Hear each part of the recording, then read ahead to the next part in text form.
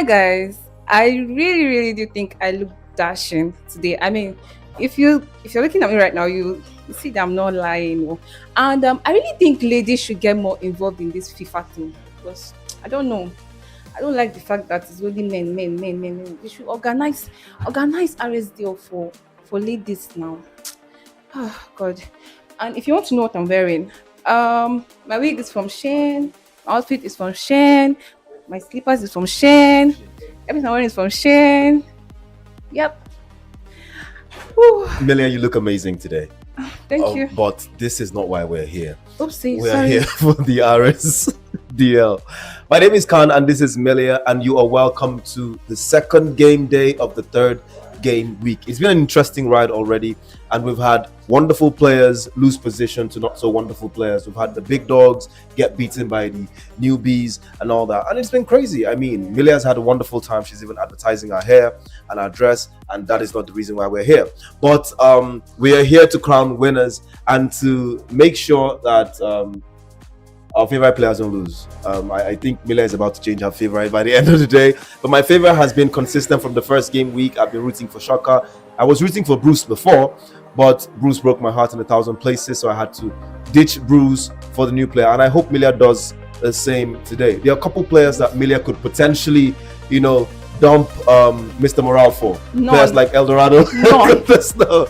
But guys, you're welcome to the third day. We're not forgetting our sponsors, the guys that have made this possible, and you, the fans. You are so amazing. My number one sponsor, basically, of course, Just Chops, for keeping my tummy full and the smile on my face. Shout out to 43 Esports for packaging this wonderful adventure for us. And right about now, we'll be headed. Wait, no. Do you have anything to say to me? To you. Yes. I mean, you look amazing. Thank you. I was waiting Your for that. outfit is amazing. Thank you very much. So we'll head over to the ads right now, and we'll head to the guys at the commentary gantry. Thank you very much. Welcome to the game Yes. where we entertain you electronically.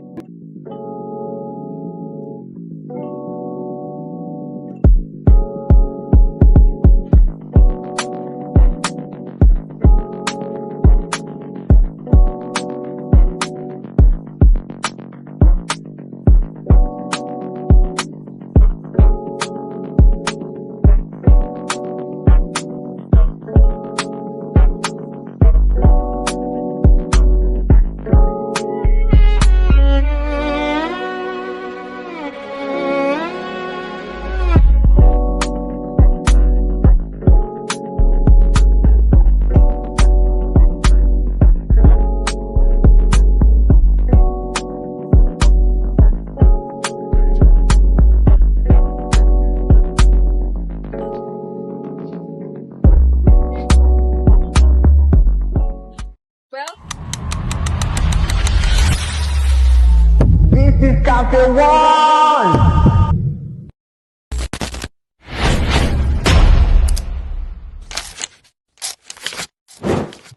Every great vision begins small. My name is Anointed Okorafor, and in 2021, I founded Just Chops and Chips. Well, let me bring you up to speed. This is Cafe One. Cafe One was founded in November 2021, and it has grown from a little business idea into a scalable business. Well, now we've gotten 4 branches, and the journey is still great ahead. We believe we can do it better. From what was serving over 2, 3, 5, 10 customers, we now attend to over 500 guests in a day, and it can get better. Thank you. Hi everyone, I'm Hope Rsdl, the Executive Manager and CFO at Just Chops Cafe. I manage the managers and we manage resources. At Just Chops, we don't just give you pastries, we are building the future. Ladies and gentlemen, welcome back to the Rsdl, the Rivers Skirmish Division 2 League. This is day 2 of match week 3. I'm Himzas, and I'll be bringing you live commentary and in-game analysis alongside my man Khan. Khan, how are you doing? Fine, thank you. How are you doing, Himzas? I'm good as well. Well, I must say you actually look good today. Everybody's been saying that. Thank you very much, man. All right. In case you don't know, we have gone past 2 match weeks, and it's been really exciting. Every day, every match day has been really immense. And today we are here to repeat and give you that showdown exactly how you love it. Well, for today, there's a Super Sunday. Today is Super Sunday, and we have an intense matchup coming on between 1A1 and Shocker. These are two guys who are yet to be beaten in the league this season. And during the interview yesterday, when both players were interviewed, we heard Shocker say the only reason 1A1 is unbeaten is because he hasn't faced Shocker yet. And on the other hand, 1A1 said one person has to fall, and it's not going to be me. So, what are you expecting from that matchup? That's the big matchup of the day. So, what are your thoughts? What are you expecting? Well, potentially that's not only the match of the day, it's like the match of the week, of course, and it could be in contention for the match of the tournament. Two players that are highly respected, two players that are like among the best in the city, and going head to head against each other and all that. And we know 1A1 is a very decent player. 1A1 has done things, and Shocker has lived up to his hype. Nobody has really beaten Shocker so far, and nobody has beaten 1A1. So both of them have been unbeaten. Nobody has been able to find chink in their armor so far. So it's going to be a very entertaining encounter. We're expecting to see some of the most brazen gameplay today, and of course. I can't make a prediction right now. My favorite player, of course, is Shocker. But 1A1 has proven beyond reasonable doubt that he is not to be written off. And let's just see what can happen. Well, before we go into the match of the day, we have other matches coming up, and on your screen is the first match of day 2 of match week 3. You can see Mr. Morale, and on the other side, you can see Bruce. Both players currently have 3 wins and have played 8 matches, and you can see the public winning prediction there. Mr. Morale having a 40% chance of defeating Bruce, while Bruce having the 60% chance. That means the public expect Bruce to win this game. And you can see the league position as well. Mr. Morale sits in 10th. That's in the relegation zone, right? Yes, it is in the relegation zone. I think for the first time I'm going to agree with the public winning prediction. Bruce was my favorite player when the tournament started, before I moved over Bruce and got to another player. But Mr. Morale is a decent player. He has not just played to the peak of his powers this tournament, and it's disappointing to see, because we expected him to do great and mighty things.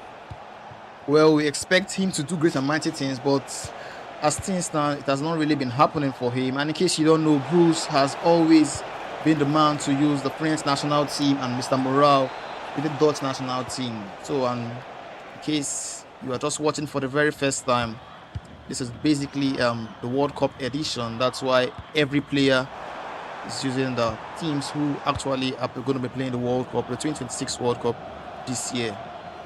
This is a matchup I'd like to see at the World Cup for real. I mean, the Dutch side going against the French side, that is absolutely stacked. And if this match happens, I mean, the French would be, in favourites. But the Dutch team has scored with Mr. Morale going in front with, his star man Daniel Malen there doing the magic for him. It's left to be seen how Bruce would react to this. It's not the first time seeing Bruce go behind, but he's known for coming back and all that. But let's see if Mr. Morale can find chink in Bruce's armor this afternoon. One thing is for sure, Milia is probably smiling somewhere right now. Finally, Mr. Morale has scored a goal. Yes. But now the question is, can he actually get the win? Because he usually scores those goals, but for some reason, his defense just gives up at crucial moments, and he just concedes. But here he is again, about to get his shot off, but that shot was blocked. And now Bruce will be looking to counter. He has Kylian Mbappe on the ball. Kylian gets past Ake, and the pass comes in, and now see the slide rule pass there was just easily intercepted.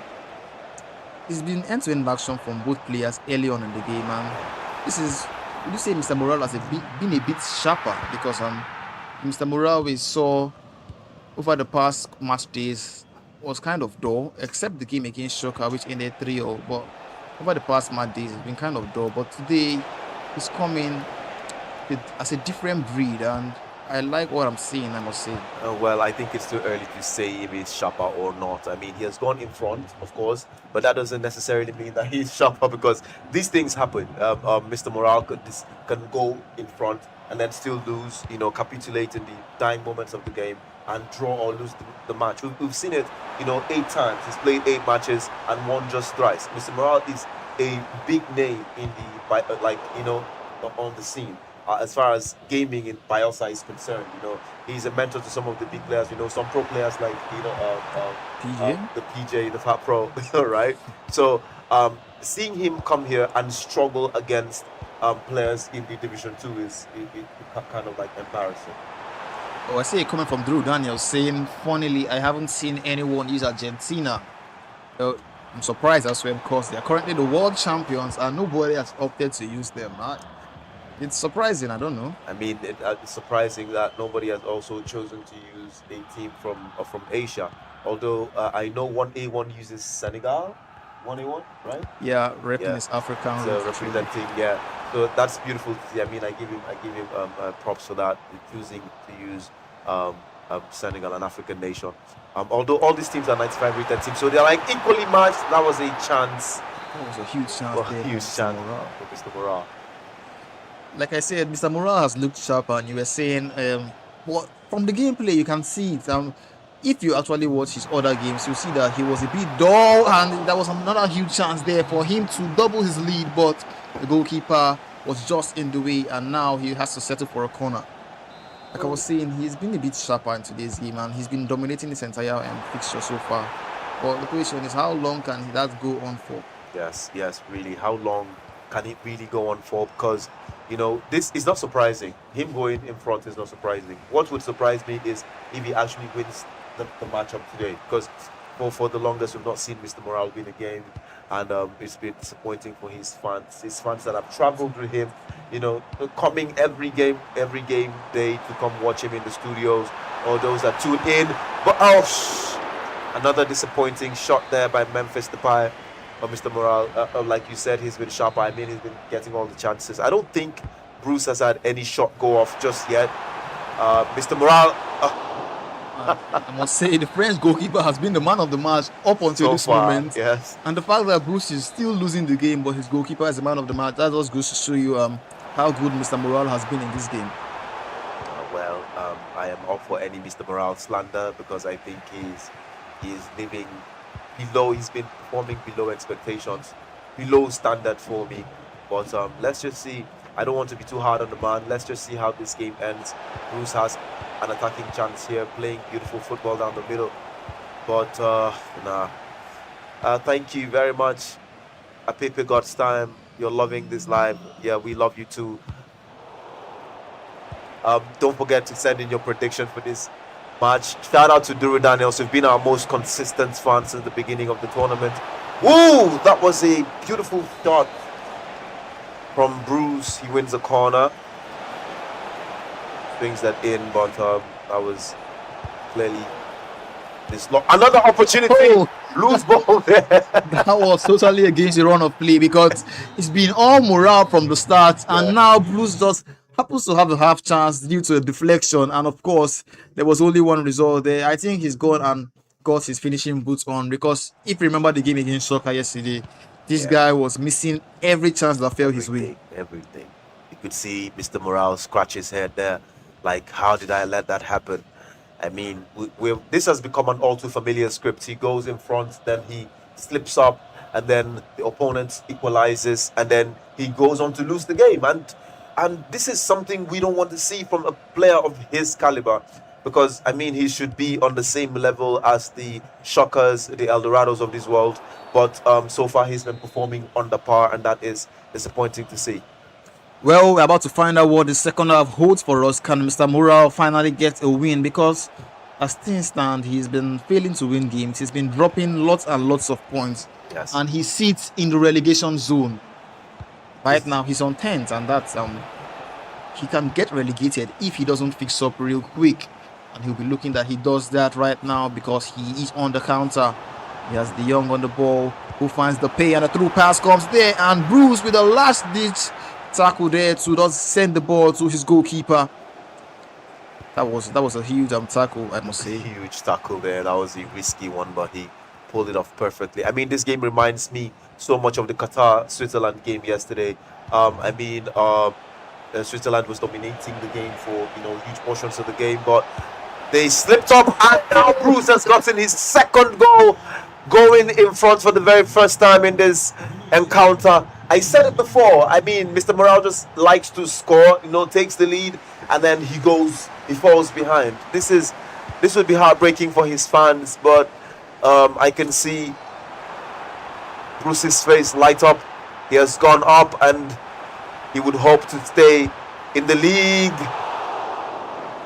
I must say, Mr. Morale fans are probably a little bit disappointed, and you know the one who will be the most disappointed. I don't need to tell you. Yes, of course, He's he the would be. biggest fan in the studio. Yeah. I mean, Morale should be like one of the most fortunate players, having one of the team members vocally support you, vocally root for you on the streams, but you still go ahead to, break our heart, disappoint her like that. No, it doesn't. We're not happy with you, Mr. Morale. We're not happy with you at all. But of course, my former favorite player, Bruce, is doing the Lord's work right now, and some players would be excited, more than excited, to see Mr. Morale sink deeper into the relegation places, because that could give the other players like Chisco Fingers and Richie and, of course, Bruce, an opportunity to go up top. Players like Roland too would be looking for a Mr. Morale loss here. They'll be looking at it. They'll be cheering for it, because that would also improve their chances of surviving. As things stand, I'm sure Bruce will probably sit ahead of Mr. Morale on the table, and you can see an injury there for that player. And I'm sure Bruce will probably sit ahead of Mr. Morale on the table, and because I must say, Mr. Morale he was pretty good in the first half. In the first half, he played really, really well. He dominated the game. He had those chances. He had about 5 good chances, and was just able to score one. And in the second half now, the game just turned on its head, and it's Bruce all through. Actually, from the beginning, from before the match started, Bruce was on 8 points. Was 8 on the table, and Mr. Morale was 10th on the table. So yes, of course, he sits ahead of Mr. Morale right now. He's probably winding the gap, I must say. Yes, winding, of course. Very necessary right now. Bruce, is it not too early for game management? But Bruce would not want to risk anything. This is another attacking opportunity for Bruce. He plays Mbappe straight through, looking for that. Oh, I was hoping to see a finesse shot from there, but Bruce had other plans, and those plans didn't clearly work out for him. Mr. Morale would desperately be clawing for an equalizer right now to keep his hopes alive. Well, can he get that equalizer, because he's in around Bruce's 18-yard area? You see the reverse elastico from Daniel Marlin, but the French defense is just a bit too sturdy for the young man, and now Bruce will be looking to turn defense to attack. 80 minutes on the clock, and he just leads the game by a single goal. It's 2-1, and is he going for game management here? Because Mr. Morale's press can actually make him. Actually, I think the smartest thing to do for Bruce right now would be to slow this game down, because I mean that's the best thing to do if you want to. Okay, that is an attacking opportunity for Bruce. Can he get goal number 3? He wins a corner in the 85th minute of the game. This is all Bruce now. Swinging in corner, takes a shot. Okay, he's trying to get goal number 3. That was a finesse shot that was blocked by the Dutch defense. Still looking for something.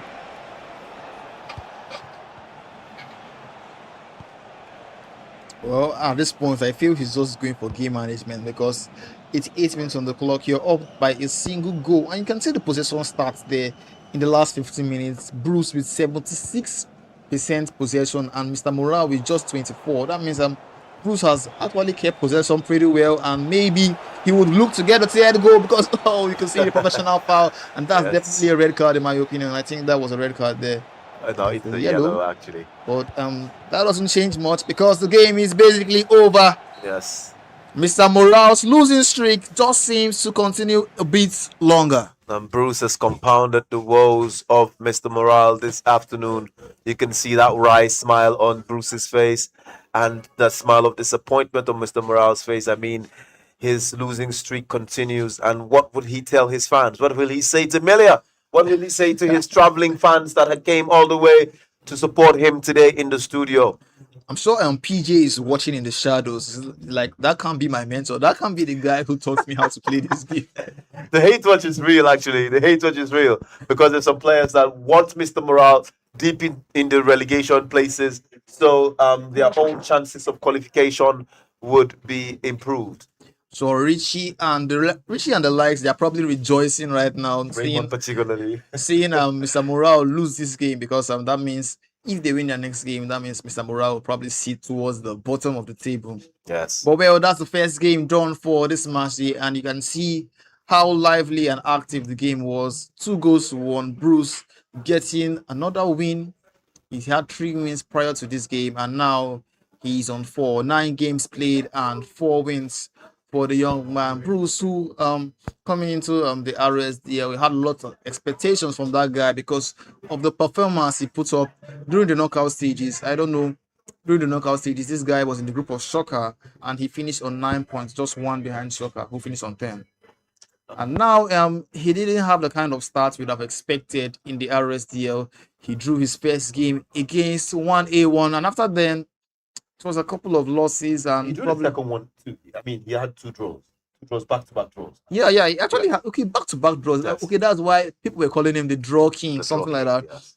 And here he now then had a couple of wins in between losses, and now he's finally able to get a win. And you can, on your screen, you can see the table. El Dorado sitting pretty at the top, but he's had 1 game ahead of Shocker. If Shocker happens to win his next game, he would go back to the top. But as things stand, El Dorado at the top, 8 wins and 1 loss. Already, you can see Mr. Morale is already in the relegation places. And players like Roland will be super excited for this loss. Plus, like Chisco Fingers as well, because if Chisco Fingers wins his matches today, he would leapfrog Mr. Morale in the standings and go all the way to the top, as well as in the Boski. If I don't know how many matches in the Boski has today, but if in the Boski plays, if he wins his matches today, chances are he could leapfrog Mr. Morale in the standings. As far as if he can score more goals, because he will need the goal difference to actually accomplish that. Yeah, talking about Ndabuski, we've not really seen much from this guy up until this moment. And then you ask, what powers hasn't he unleashed for us? Because at this point, I feel he has unleashed all of them, and they all seem to be easily nullified by his opponent. Yes, the powers are not working. This is the tournament where the mentors come to die. Because the mentors are coming to die here. I mean, look at players like Mr. Morale, look at Indaboski. These are legends in the game. They are mentors of the other players in this tournament, but their students are beating them. Right now, would head over to Milia. She's standing by for an interview. Still on week 3, day 2, we have Mr. Morale live here with us. Mr. Morale, I'm just going to ask you a very simple question. In just one word, can you describe your experience in this league so far? It's been awful. That's all I can say. It's been awful. You had 2 games yesterday.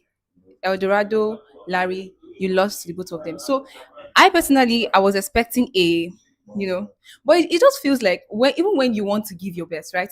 It just doesn't. I don't know. What do you have to say about that? I have nothing to say. This game, I had it at the score for the leg, but the game may have it. I still lost, and it's very painful. I can't lie. But we go again. We go again. You have other matches coming, like 4 coming. Should we expect a miracle? Should we expect a comeback? Hopefully, I can come back stronger than this. Because I actually know I'm better than this, but I don't know what's wrong with me. So, I mean, I know that you are better, and I know that you can do better, right?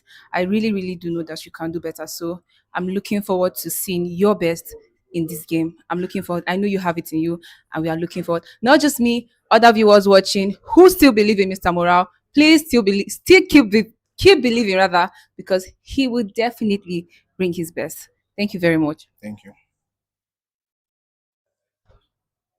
She encouraged him there. You heard it. He said we go again, because he might need to keep going, because if he doesn't get right, he's going home. And yes, that's not what he wants there because Nah. like he's a big name already. Yes. Lots yes. of expectations coming in. But well, that's the right mentality, I must say. The fact that he's lost about 3 different games, but he said we go again. That's just elite mentality because not many players can actually have the confidence to still keep going. Many people might actually want to just throw in the towel at that point. Yeah. What Mr. Morale said, we go again, but well, that game is over. And the next game on your screen, Indabuski against Coder Snow. You can see the stats as well. Indabuski, just 2 wins out of 8 matches played, and Coder Snow, 5 wins out of 7 matches played, which is actually impressive for this guy. Yes. You can see the public winning prediction. Indabuski having a 30% chance of defeating Coder Snow.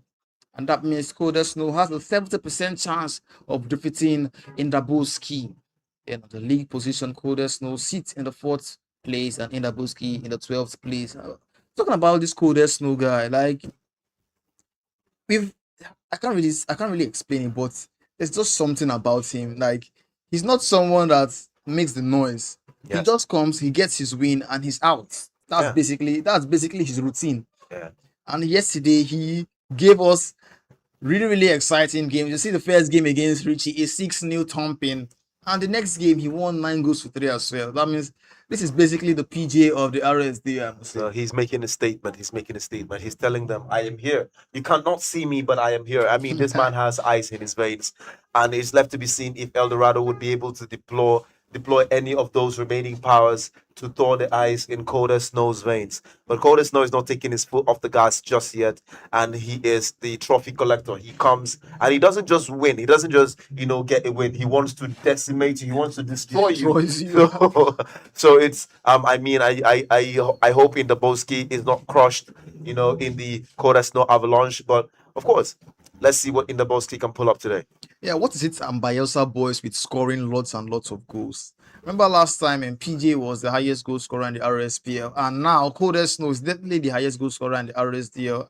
What are they feeding them in that state? Because I mean, what's the game without a high scoring margin? What is it without? Like, I didn't come here to be watching 1-0 leads.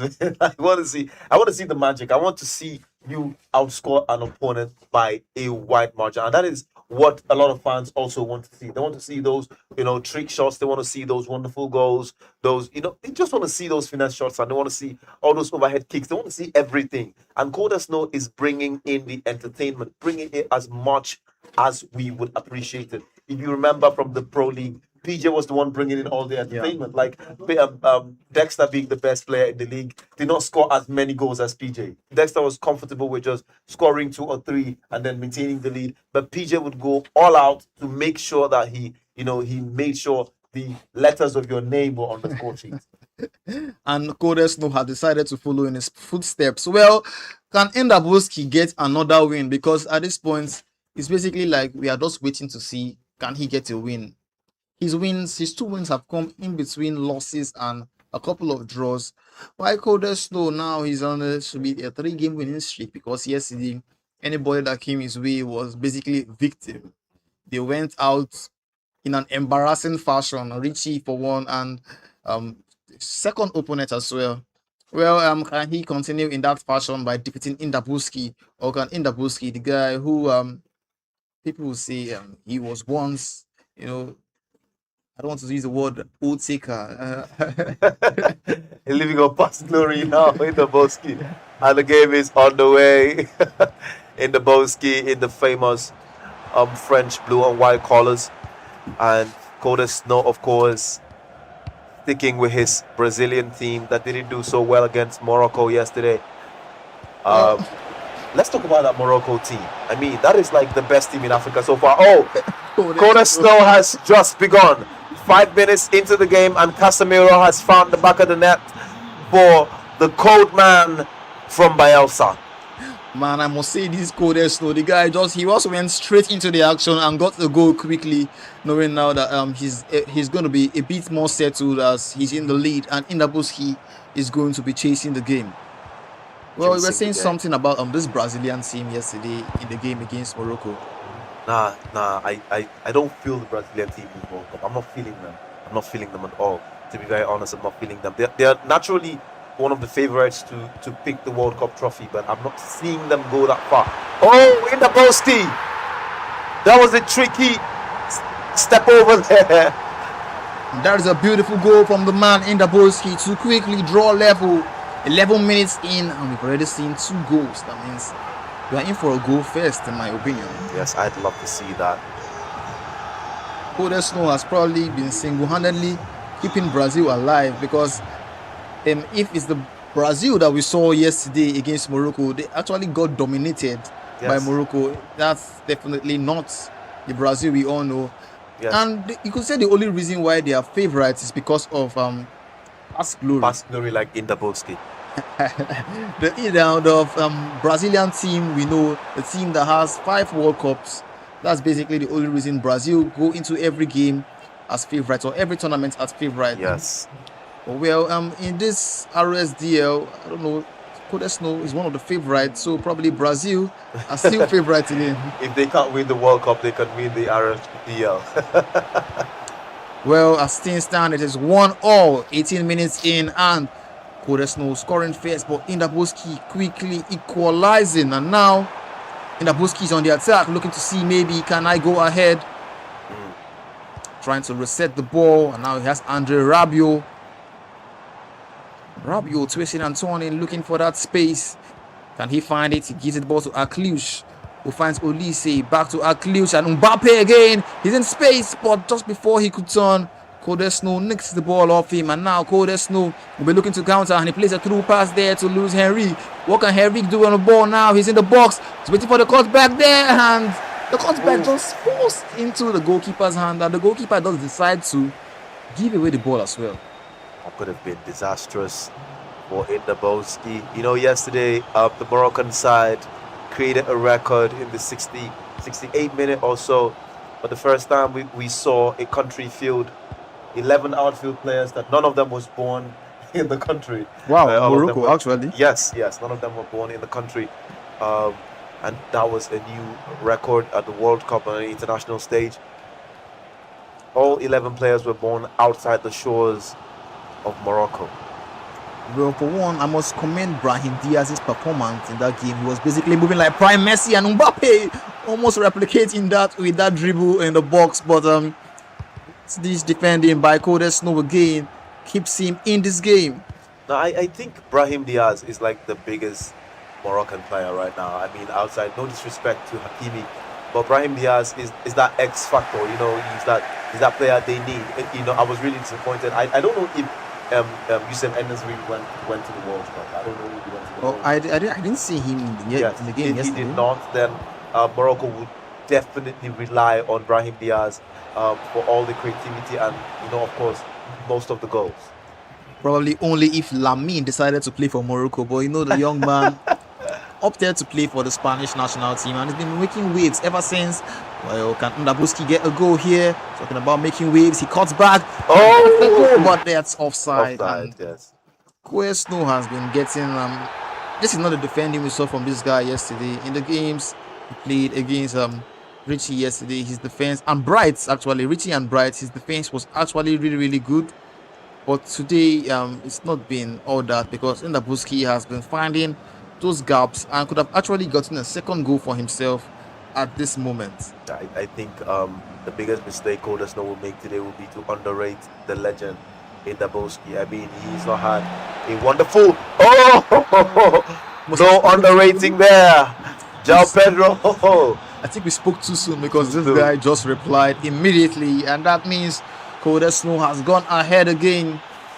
This guy is currently on a winning streak, and it's not just about how he wins, it's about how he plays, about how he decimates his opponent.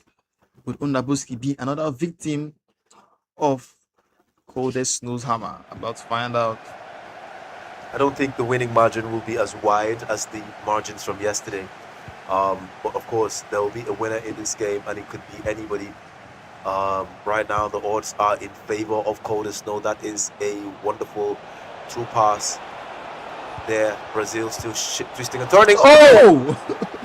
That was close. What was going through the goalkeeper's head there? Because I see no reason why that ball should have gone through him. That was so close, dangerously close. Well, Coder Snow was still in the lead, and now he has a corner, and he decides to take the corner shot. Going all the way back with Rafinha, and now he's coming forward. He's in the box. What can Rafinha do here? He tries a finesse, but the shot is blocked. And now Indabuski has a chance to counter, but Coder Snow was able to recover quickly. And once he gets the ball, he's on the attack again. And now what can he do? He's in the box. Indabuski's defense of Saliba was getting the ball and playing it to Magnan to be able to build up from the back. And now you can see the through pass there to Bacola. But this Brazilian defense in second half have actually turned up. Coder Snow actually turned up defensively in the second half. In the first half, we saw lots and lots of gaps in which Indabuski was able to exploit.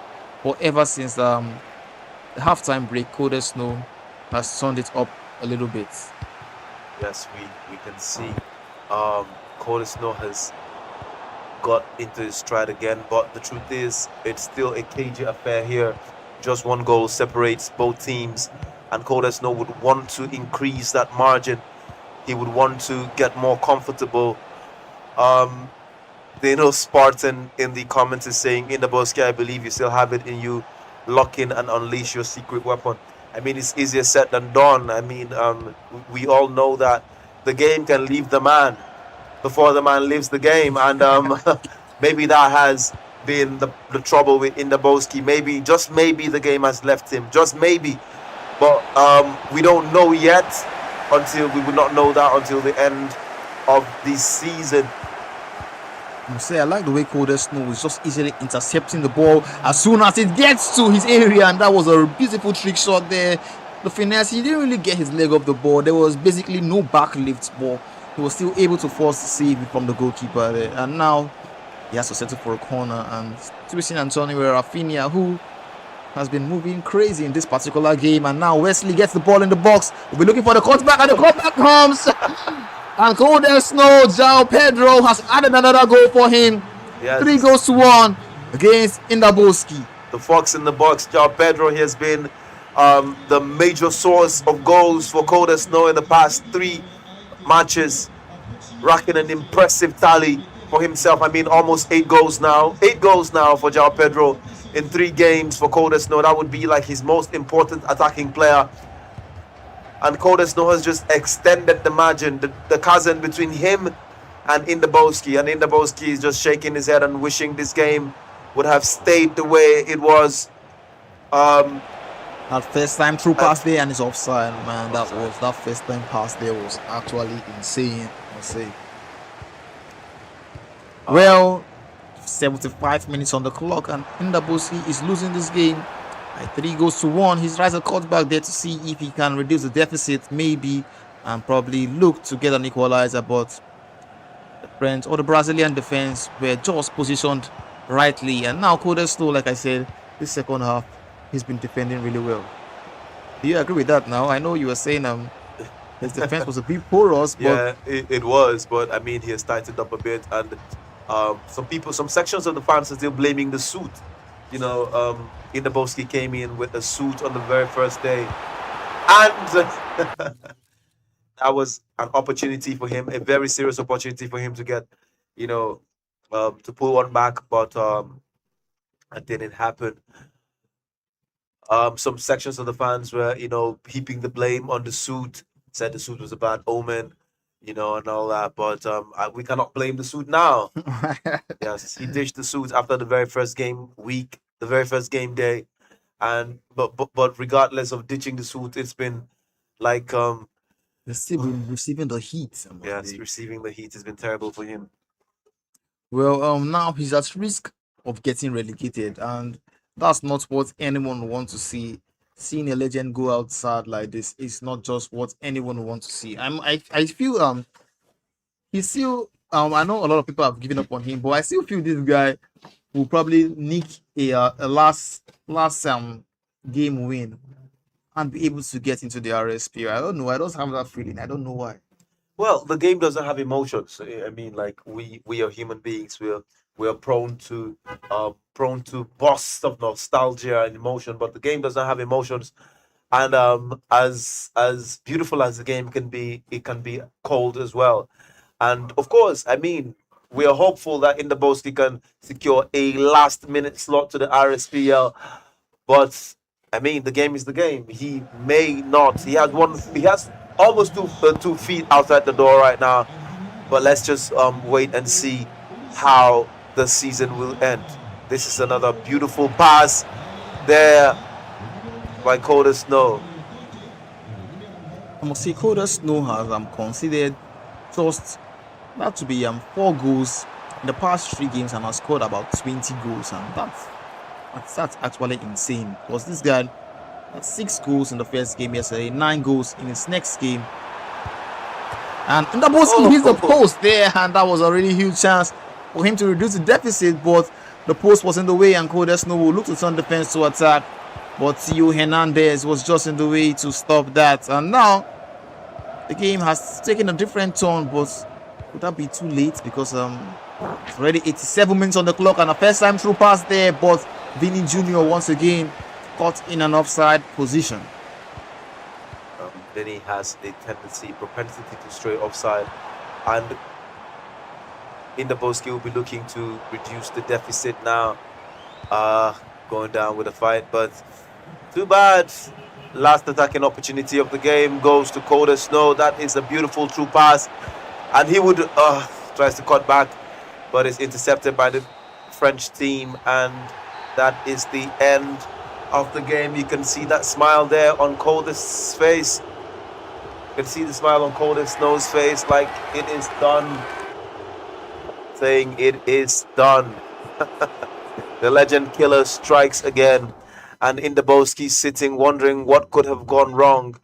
Ladies and gentlemen, you can see on your screens right now, the next game coming up would be between the man in the first position in the league, El Dorado, against the man Larry in the 7th position. And this is a very funny public winning prediction. I mean, 40% of the public thinks El Dorado will beat Larry, and 60% thinks Larry would get a win over El Dorado here. But the stats don't lie. Larry has played 9 matches and won 4 times against El Dorado's 9 matches that has found victories 8 times. The only one time he has lost has been against Shocker. And ladies and gentlemen, right now we headed to Milia as she's standing by.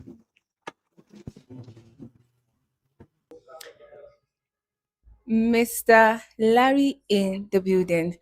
Very shortly, Mr. Larry. Yesterday you came in with so much energy and you had 2 games. The first one, you were able to cook Mr. Mura, and then the second, you got cooked by Roland. I mean, how was that? How was it for you going from this to this? I don't really know what to say about it. I'm just trying to keep my mentality in check right now after that performance, but I still have a chance of redemption, so we'll see about that. And I also saw that you made it to the top 6 table. And then today you're no longer there was like a view once thing. I don't know. We'll see. We'll see after today. I'll be back there, or maybe more. So let's see. You have that. He might be back there. I mean, we are hopeful. I personally am very hopeful. You have your game next with El Dorado in few minutes. You'll be up against El Dorado, who is considered one of the best in the game. Are you anxious? Are you excited? What should we look forward to? Well, I've already beat many bears in the game, so you'll just be one of them. I'm not scared. Dealt with a much more difficult opponent, so we'll see about that. Much more difficult opponents like Shocker. No shocker. Chuku Chuku and Mora, they were not easy opponents, so I still got it done. I can always get it done against anybody. That's the energy right there. He can always get it done against anybody. Stay tuned. Continue watching. Let's look forward to that. Well, you heard it from the guy. I usually said, like I said yesterday, he's the bully of the big boys. So, well, can El Dorado be added to that list today against Larry? The public winning prediction going on with a 60% chance of Larry winning and El Dorado's 40% chance. Mind you, El Dorado's only loss has come at the hands of Shocker. So, how do you think Larry will cope in this game today? Well, everybody on the league would be wishing Larry beats El Dorado. I mean, Shocker would want Larry to beat El Dorado. 1A1 would want Larry to beat Eldorado. I mean, every other person would want Larry to beat Eldorado because currently Eldorado is top of the table. And a loss for Eldorado today would mean that at the end of this game week, he would not be at the top of the table anymore, while the table would be rearranged. So, of course, um, Larry has proven himself to be the bully of the big boys, like you rightly pointed out yesterday. So, of course, anything is possible. And who knows? The public might just be right today. And Larry goes ahead to, find chink in Eldorado's armor. Well, I wouldn't be surprised because this guy has already defeated Chuku 5-1 and has still defeated Mr. Morale yesterday. Maybe Eldorado will probably be part of his victims today. I don't know. But one thing you must know is that Eldorado, he doesn't pity his opponents. This is the kind of guy that he feels I might be better. You know, some guys they'll be like, I'm better than this guy, so I might have to take it down a little bit. This guy, it doesn't really matter because he knows he's better than you, and he will still want to give you the beating of your life. Well, I'm sure Larry knows that and would have probably done his homework coming into this game. You know, Eldorado would have all the possession of the ball. Yes. Larry, the kind of guy that he loves that chaotic kind of play, almost like Roland and Chisco fingers. He might not have the ball, but once he gets it, he's straight on the counter. Eldorado is always looking for that space, doing those twists and turns, looking to get in a perfect position to get the finesse off. But Larry, the kind of guy that would just want to counter and get the goal. So how do you think Larry should approach this game, knowing that he's basically going to get dominated by Eldorado? Well, I think there's no risk for Larry here. The only risk for Larry is, going lower on the table.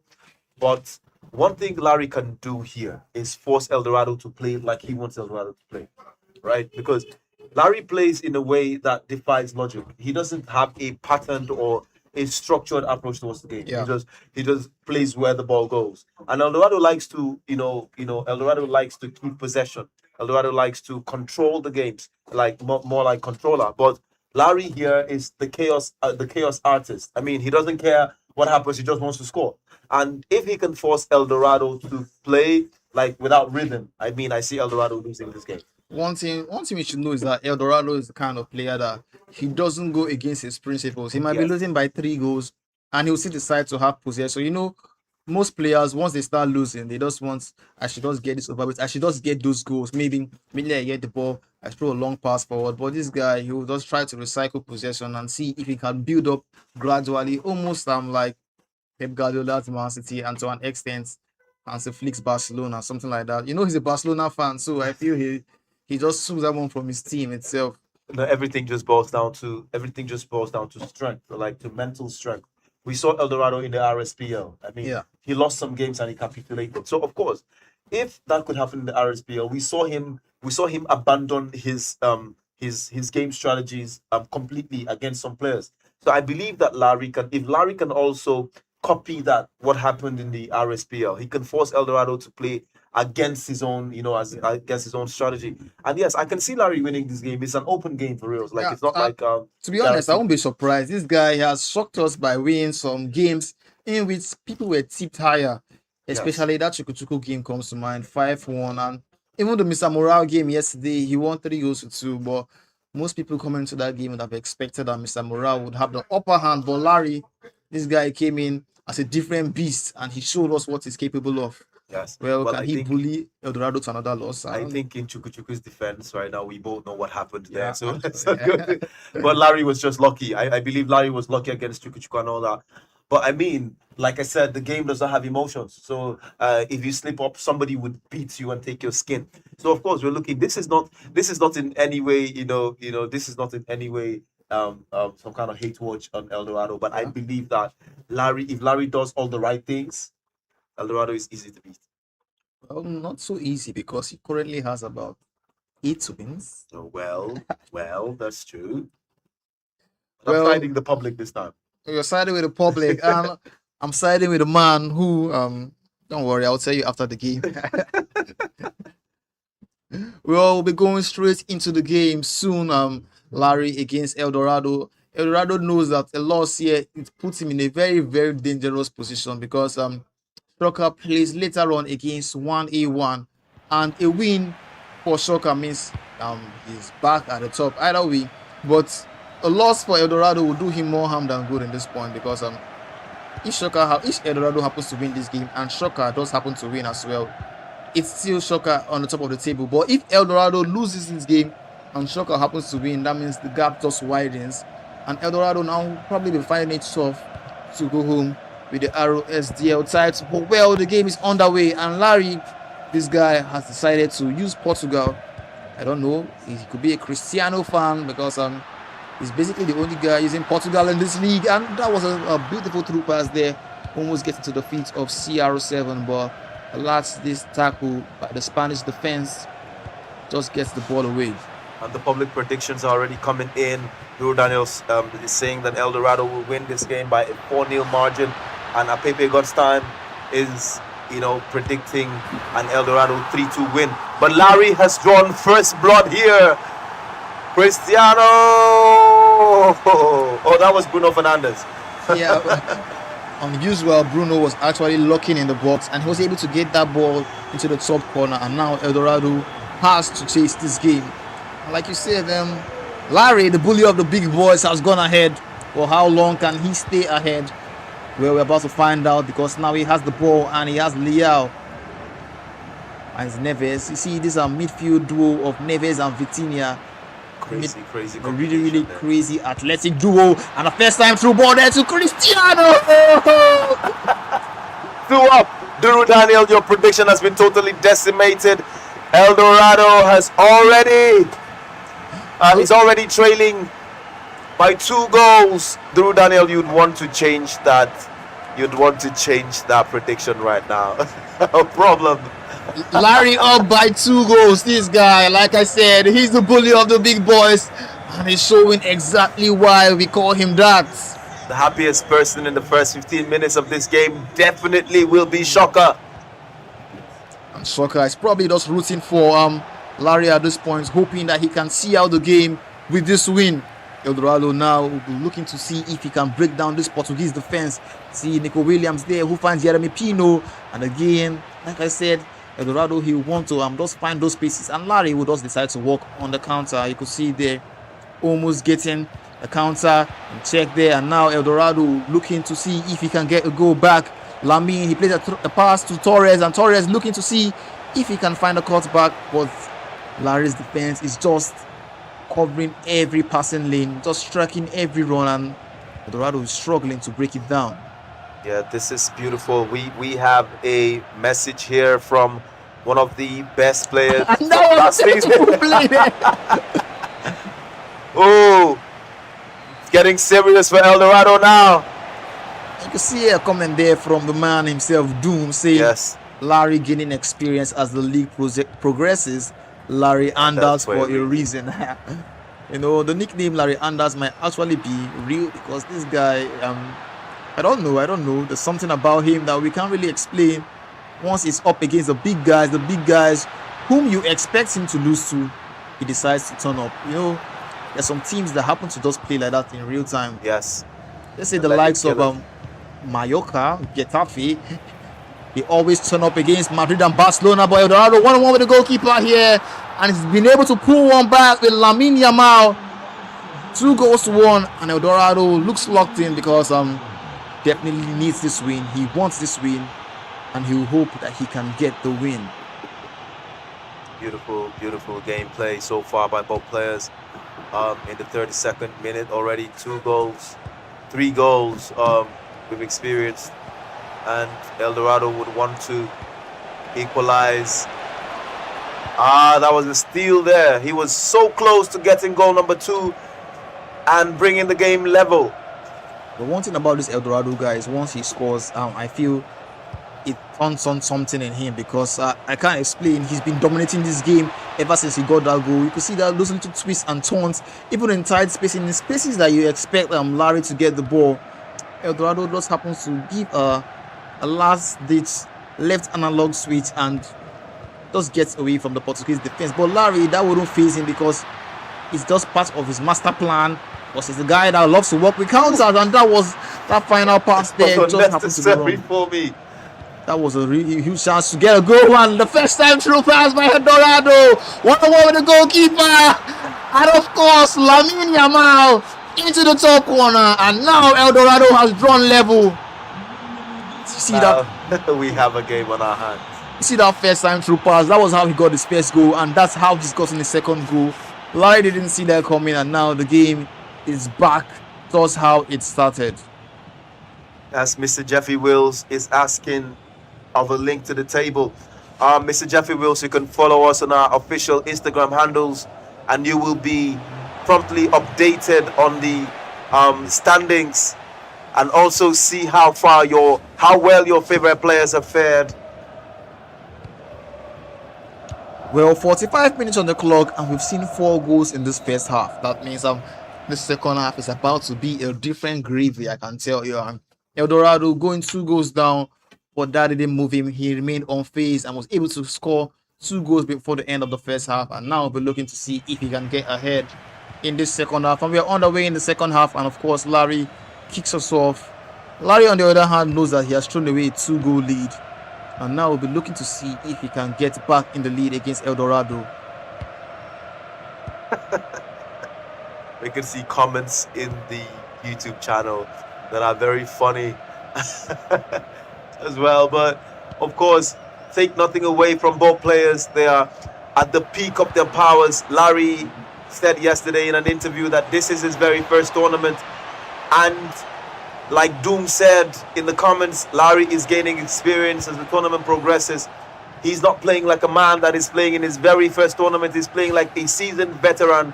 And we've seen Larry bully the big... That was a beautiful through ball there.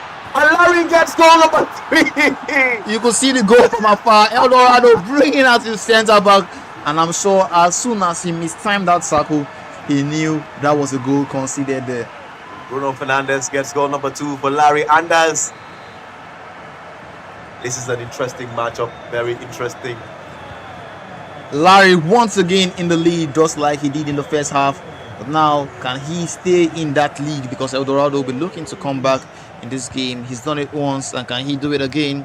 We're about to find out. Larry still has the ball, and he's just playing out, trying to play out from the back there. Eldorado's team press is a bit too much, but I feel Larry will be able to bypass this here, because he has Jao Neves, who plays an up-through pass to Rafael Leao. Leao down the flank, and he get past our defender. Eldorado study there to see if he can keep him in check, and Rafael Leao tries to blitz past that Spanish defense, but P2 R1 happy there, and he just gifted the ball to Spanish goalkeeper. And see a run there from Nico Williams, and Lamine, will he get onto this ball this time around? He does, but the goalkeeper Diogo Costa was just able to get to the ball there. Pepe God's time, your prediction 3-2 has come, but in the opposite direction. You predicted Eldorado 3, Larry 2, but it's gone, the opposite direction with Larry coming. Oh, that was a beautiful through ball there. And Cristiano Larry Anders goes 2 up again. This guy. The bully of the big boys, the pro hunter. Larry is proving himself to be the legend killer so far. And of course, you can hear in the studio the loudest voice has to be that of Shocker, has to be that of 1A1. That just goes to show the public might be right again. Yes, See, the public saying Larry has a 60% chance of defeating Eldorado, and he's doing just that in this game. And now Eldorado, he needs to actually check his inners and see, maybe can I get something out of this game. Remember what I said to you from the start. We have seen Eldorado capitulate before. Like he has been in matches where he was obviously better than the opponent, but the opponent just destabilized him. The thing is, if you don't allow Eldorado control the game like he likes to control it, you can easily beat him. And you can see Larry is doing that. Another opportunity for Larry here, but fizzles out. 70th minute. Can Larry hold on to this lead against a visibly angry and frustrated Eldorado? Trying to build something from here. Borja Iglesias. Twisting and turning at the edge of the box there, looking for who would get that pass. Gets Ruiz. El Dorado pulls one back, shortening the lead. Can Larry still maintain this? 75 minutes in, and the game is still wide open because El Dorado can actually score a goal and probably score two. So now Larry, I wouldn't say he should start game managing because that's going to be really, really risky against El Dorado. Larry not preferred to go and manage and going forward. Actually, he has a Munoz, or rather Neto, down the flank, twisting and turning. Can he get away from Cucurella? Finds Rafael Leao, who finds Fernandez. Fernandez back to Vitinha. Now Vitinha has decided to go back all the way to Fernandez, and Larry looking to take the slow build up this time around because he's had possession for more than 5 minutes game time. Yeah, I mean, like, it's beautiful to see that Larry is not backing up from a fight here. He is, he's taking the game to the big boys, and he wants to manage now. That was almost a huge mistake there from Larry, and that's why you can see the El Dorado's press on Larry's team, almost making Larry. Larry shouldn't bite this bait because if he falls for the bait, he's definitely going to concede, and he's giving a wrong pass there, and El Dorado will be looking to counter. He plays in Munoz. What can Munoz do here? El Dorado goes back and finds Rodri now. Rodri, like I said, El Dorado, he's not the kind of guy to be on the counter and still sticks to that counter. He will decide to wait and see if he can find that space, and Rodri in the box. Big chance there. But El Dorado has won a corner, tries to play it short. That was a huge save there from Larry's goalkeeper. Can El Dorado get something out of this game? Aymeric Laporte finds Rodri again, and Pedro Porro, and that shot was just wide. And you can see the celebrations already from this guy. He has won it. He knows he has won it. He can feel it. He knows he has won that game. And of course, yes. Yes, Larry Anders. Yes, Larry Anders. The bully of the big boys. Legend killer Larry. You can see that expression in his face. He said it from the start of the game. I have beat guys that are on his level. I have beat guys that are better than him. I am sure I can beat him. And of course he beat him. Going forward 2 times in the game just to prove to El Dorado that yes, you can be beaten.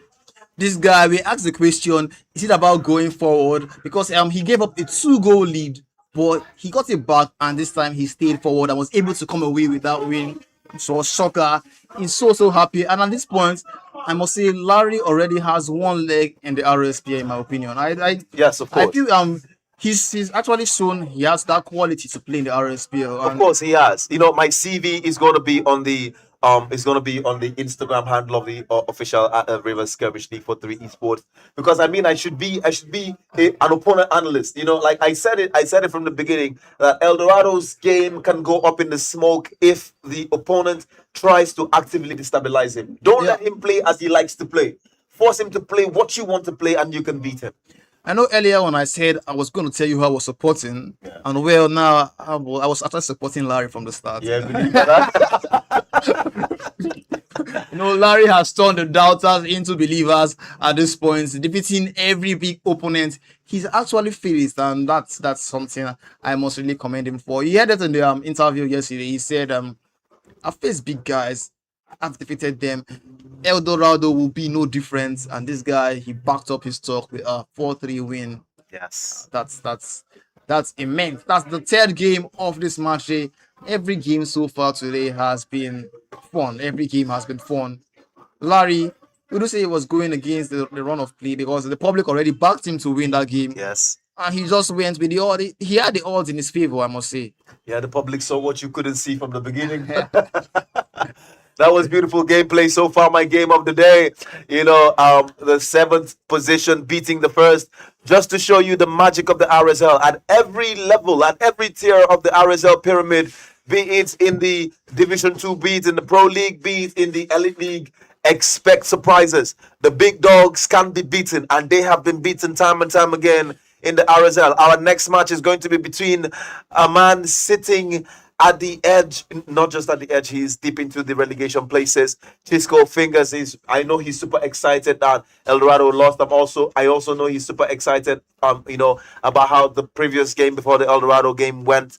And he'll be going against Bright. Bright has been silent in this game, but he has managed to rack up 5 wins in 9 matches, which is really respectable. But the public is backing Chisco Fingers again against Bright. 11th going up against 5th. Himzas, what do you think about this particular game?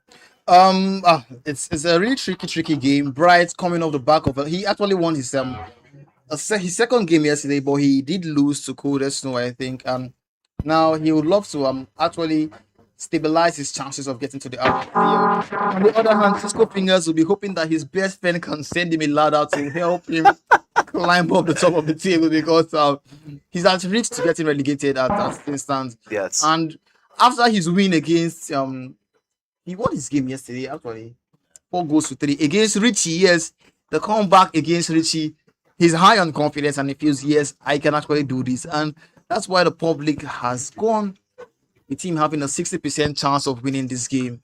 Well, yeah, for me, I feel it's going to be a close game. Definitely, it's going to be a close game. Yeah, it's going to be a close game. But for this particular game, I'll be backing Chisco Fingers. I mean, I know Bright is a decent game player, but Chisco is coming off a win. I mean, he's high on confidence, and he would want to, just build up on that, build momentum on that, just to get himself out of the relegation places. Bright is in no danger of relegation. Bright is absolutely in no danger of relegation. So this game would go down to who wants it more. And on paper, Chisco Fingers actually wants it more. Guys, our sponsors, want to shout out to our sponsors. Don't forget that this wonderful tournament is partly brought to you by 43 Esports. Of course, with support from Kate Esports, Game Villa, Nexel Gaming, Game 8, Esports Africa News, a bunch exchange, and of course, my favorite sponsor this season, Just Chops. Well, you heard it there from the man. But before we go into our next game, we'll be heading over to Mila for an interview. So right about now, we have Mr. Bruce with us live. How are you, first of all? I'm doing fine. I'm doing fine. A few minutes ago, we saw you head on against Mr. Morale. Personally, I felt like Morale was going to win. The hype and the rest of that. Most persons thought Morale was going to take the crown for that particular match. But you came and showed yourself and proved to us why you are Mr. Bruce. Were you confident at any point that you were going to win? After he scored his goal, I think I was confident enough to come back and do something, because I'm not usually afraid of first goals. They are very much nothing in this game. So. But when he scored his first goal, I thought, okay, maybe I could actually do something in this game. And with a little bit of luck on my side, I was able to get the win. That's impressive.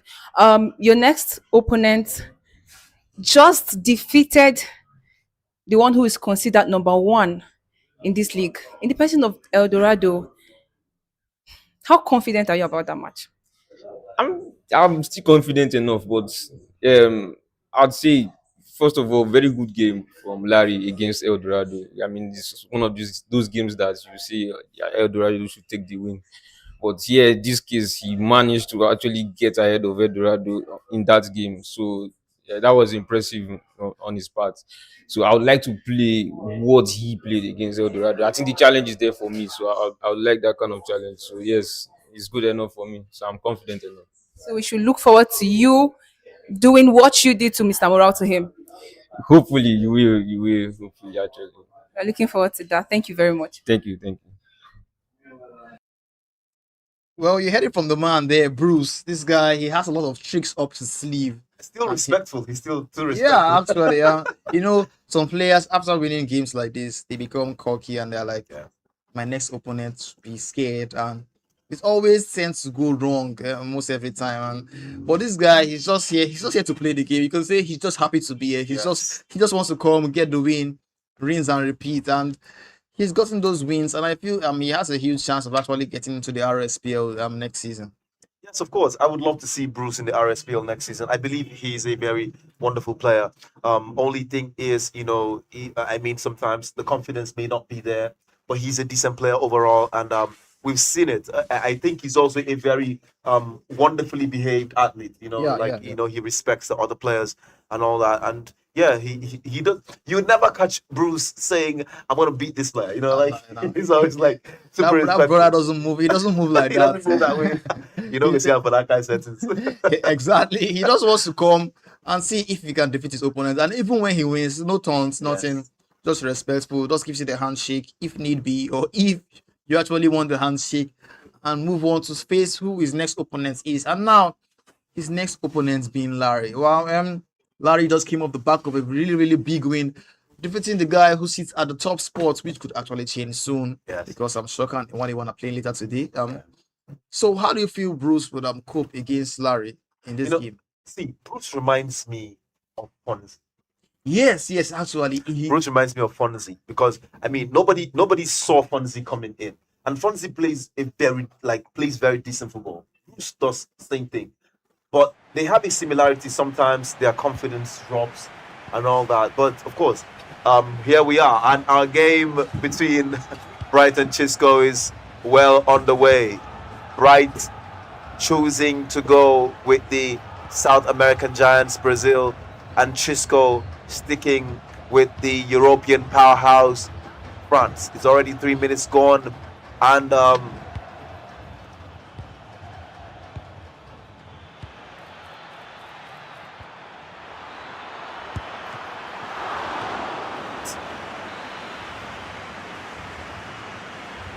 this is a corner for Chisco Fingers. Bright steals that ball. Chisco wins throwing deep into the opponent half. That's a steal by Bright. Vinicius Jr. Sends the ball to Neymar. Neymar finds Vinicius Jr. again on that left flank. Twist and turns. Finds Paqueta. Paqueta gives it to Casemiro. Twisting and turning there, Casemiro. Looking for that opportunity to shoot or to make a pass. Casemiro finds Paqueta again. Paqueta plays it short. And Vinicius. That's the block by the French team. And another wayward shot there by Neymar. Seems Brazil has had the upper hand up until this moment in this game. Or would you say it's kind of been balanced between both teams? Well, Brazil has definitely had the upper hand. And that was a wayward pass. Would have been telling a different story had that pass gone through. Rafinha. Casemiro finds Neymar. Neymar plays it short to Rafinha again.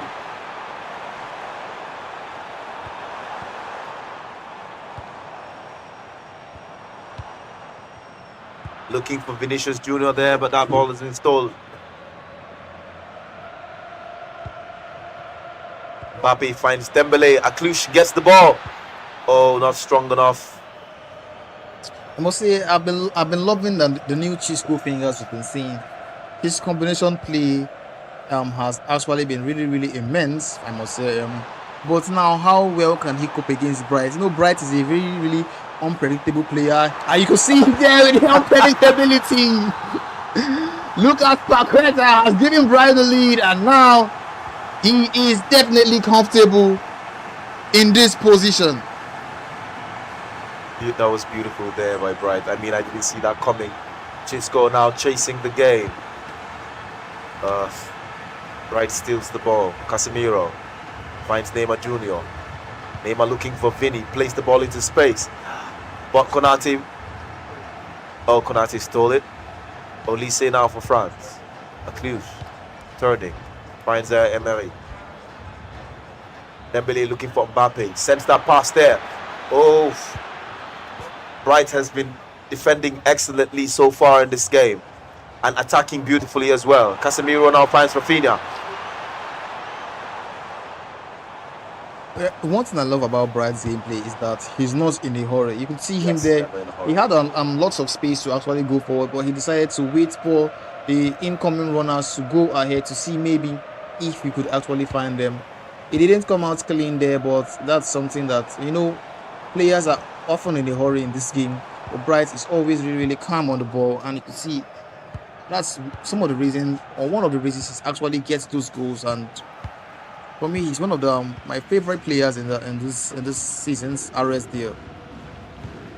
John Emmanuel says Bruce is not a wonderful player. He's just decent. I beg to differ. I mean, he's got the character and manners all right, but Bruce is a wonderful player. I mean, if you qualify to play here, to stay away from the relegation places, then you are a wonderful player. I mean, not everybody has been able to. Even the legends are struggling in the relegation places. I'm talking about legends like Indaboski, legends like Mr. Morale, struggling in the relegation places. But Bruce is head over shoulders, head and shoulders above them this season. So you cannot say that player is not wonderful. Well, Bruce has been actually putting up decent performances so far. He sits comfortably in the top half of the table. But that can't be said for Chisco Fingers, because now he's actually losing. His chances of qualification just even became slimmer. Yes. But it's just by a 1-goal margin. So Chisco is someone that we always say it doesn't matter how many goals he concedes. He is the guy to score you because he just loves scoring those goals. 43 minutes in, and it's just a single goal we've seen in this game. One of the lowest scoring games we've seen so far in today's match day. Well, that could change soon because Bright will be looking to attack. He finds Neymar Jr., who finds Rafinha, and Paqueta back to Rafinha. Paqueta still dancing with the ball, and now referee blows his whistle for halftime. Bright still in the lead. Well, I think I should remind you that at the point yesterday, Chisco Fingers was actually losing, and he was able to come back and get the winner against Richie. So it shouldn't be written off so quickly, because if there's anyone who can actually come back in this game, I must say Chisco Fingers is one of those players. Was 10 stand, Bright is still in the lead, and we're looking to add more to that because he has Vinny Jr. down the flank, and Vinny finds almost getting to find Lucas Paqueta in that position, but the pass was just intercepted. And now Chisco turning defense to attack with Akliush, but Alexandro just too strong for the young French player. I know a lot of players will be watching this game keenly, because especially the guys in the relegation places, they wouldn't want Chisco winning this game, so they are so excited with this game staying this way. Oh, Bright plays that ball through, looking for a second goal, and Lucas Paqueta grabs goal number 2 for Bright. That's 2 goals for the Flamengo player Lucas Paqueta there, and now Bright could say he's in a really, really comfortable position. 2 goals up against Chisco Fingers, who sits in 11th place in the league, and now Chisco has a lot to do if he's to get anything out of this game here. Well, he has a free kick. Could that be the start of something? The free kick is taken short. Saliba, who finds Dembele, and Chisco surprisingly hasn't scored a goal because this guy is known for scoring goals. And like I said, he's known for scoring goals because Akliush has grabbed a goal back for Chisco Fingers. And now this game is wide open.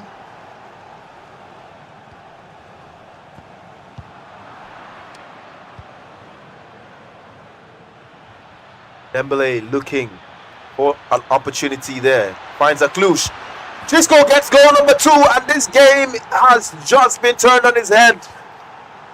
Akliush 2, Lucas Paqueta 2. Well, they are both players are actually going band for band at this point, or you could say goal for goal, because Paqueta has scored Chisco's or rather Bright's 2 goals, and now Akliush has scored 2 goals for Chisco Fingers. And like that does remind me of what I said earlier.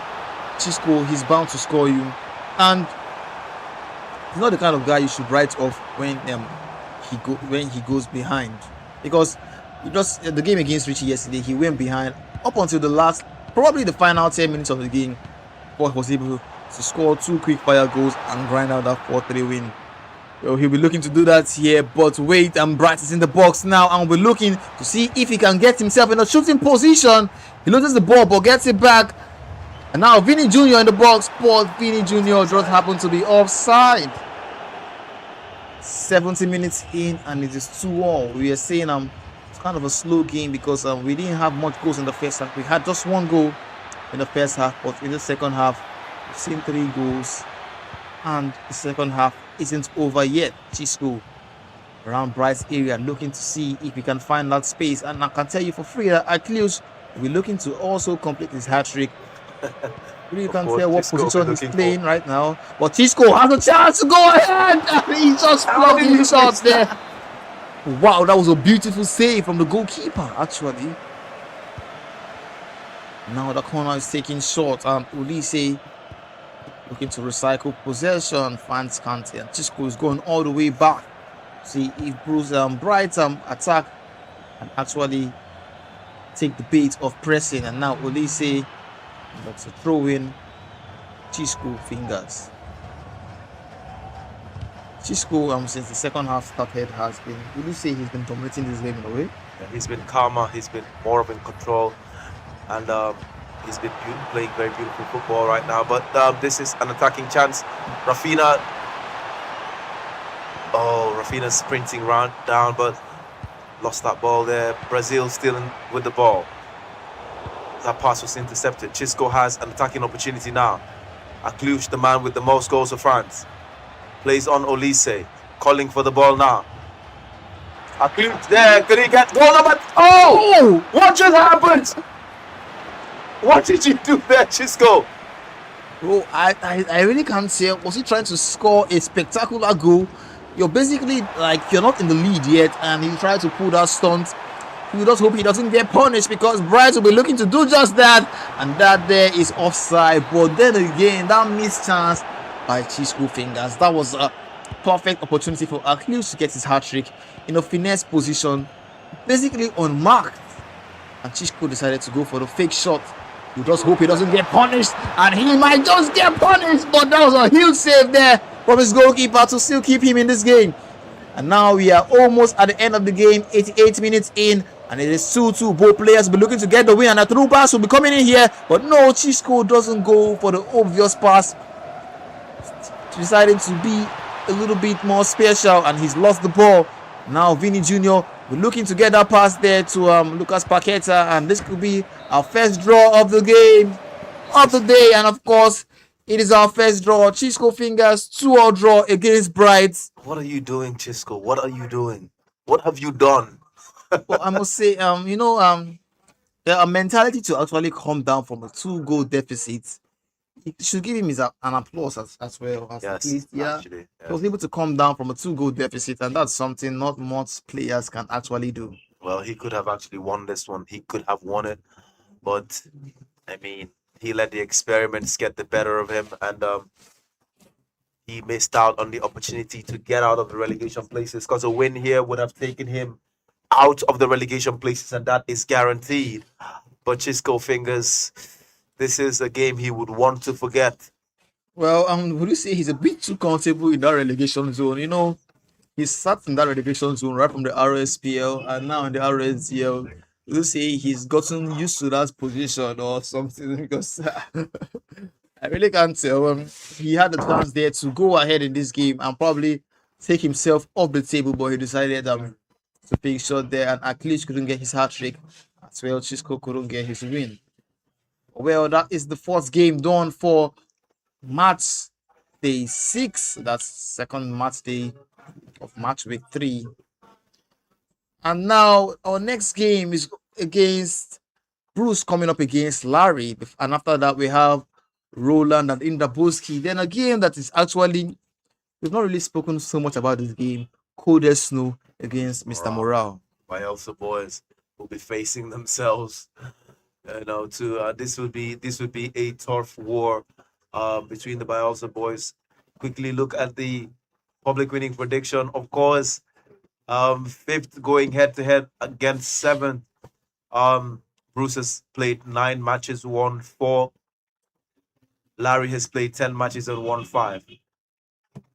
Larry is 5th on the table. Bruce is 7th, and Bruce would want to end his 10th match with a win. Larry would want to end his 11th match with a win as well. But one thing is sure, Larry is in no risk of relegation now. but Bruce would be looking to claw his way up on the table, trying You to know, get farther up to safety. the way Larry is climbing up this table, do you see this guy actually finishing in the top three? Because now he's basically fifth, and Bright has dropped points. So now Larry actually has a chance of finishing in the top three.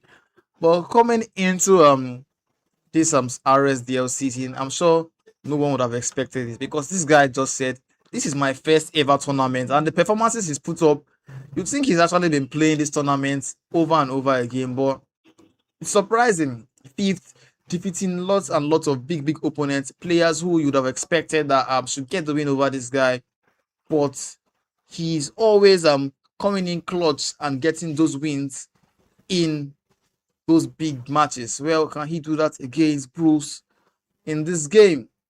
Well, it's left to be seen what would happen against Bruce. I mean, he said Larry has said that this is his first game, first tournament, and as a rookie, he's been super impressive, super impressive. I mean, even beyond my expectations.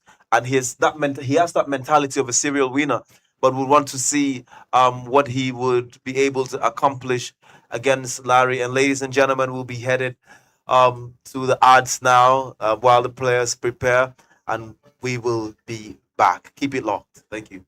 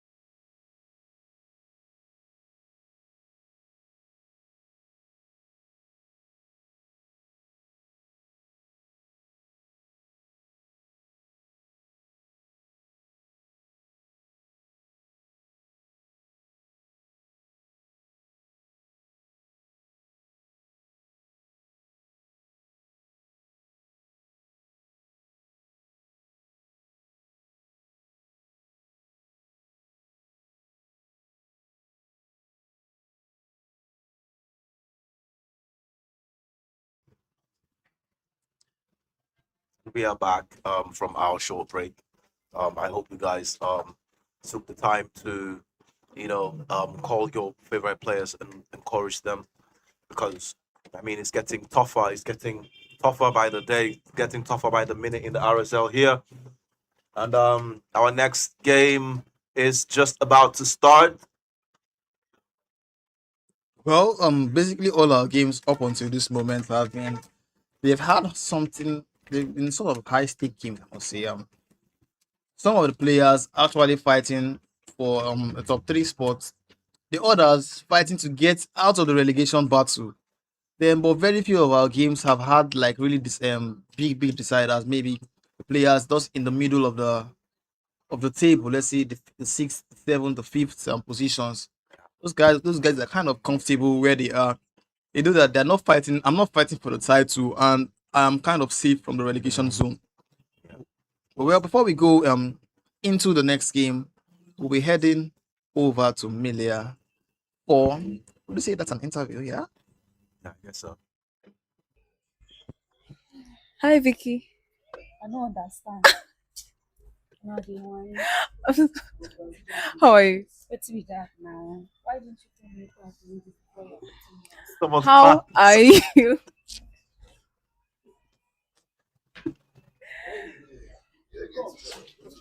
Well, I think that fan is disappointed because her player may have been losing, and it's really, that's how much emotions can run here in the tournament. Look at players like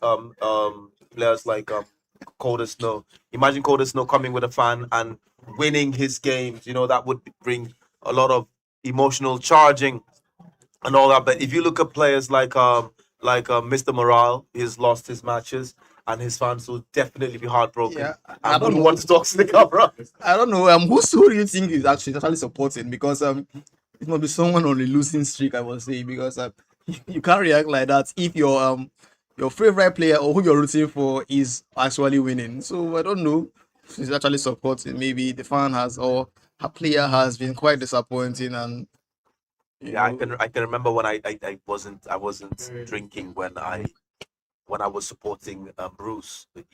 Bruce broke my heart, and I was like, "What are you doing, bro?" So it happens. And guys, our next game is between Larry, the Giant Killer, and of course Bruce. And would like to see the outcome of that game. I mean, the public is supporting Bruce to win that one, but I believe Larry has only been very efficient against big players, right? So he could struggle against Bruce, and we'll just watch to see that game is underway. Larry sticking, of course, with his Portugal, and Bruce has decided to stick with his France. Well, Larry will be looking to these are both players. These players have won their best games today, and now they'll be looking to see if they can extend their winning run. But who would it be? And you can see a first time through ball from Larry, Rafael Leao, and from that tight position, he decides to get his shot off, but it happened to be a side netting.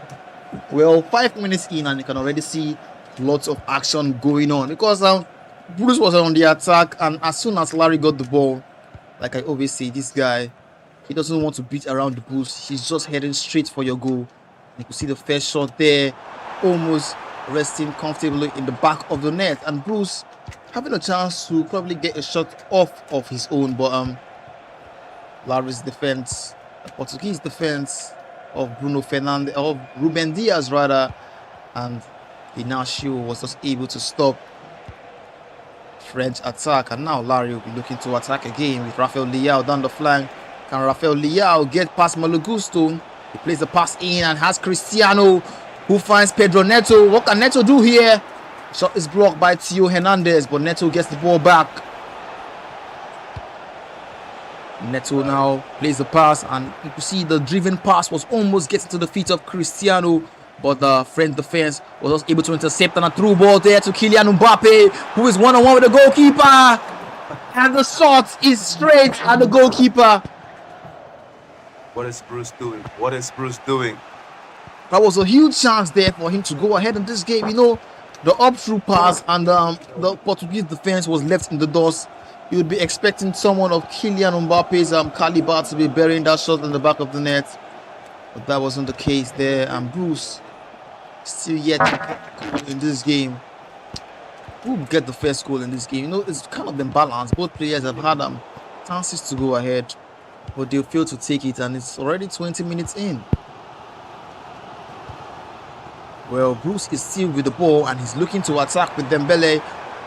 Dembele twisting and turning. He finally finds Chouameni. Chouameni turns, and he plays it back to Olise, who finds Dembele. Dembele at the edge of the box, looking to play a pass there to that would be Olise, but the pass was easily intercepted. Or Bakula rather. Now Bakula finally has the ball, plays in Andre Rabiot, and Mbappe got clattered in by the Portuguese defense, and Larry's defense standing tall in that situation. An up through pass there from Larry, but this time Theo Hernandez was just in the right position to intercept that ball and give it straight to the goalkeeper. 28 minutes in, and we're yet to see goals in this game. Not what we expected coming in, but where that could change soon, because Bruce is on the attack here, and he finds Andre Rabiot on the box, and he's waiting for the cutback, and he decides to borrow.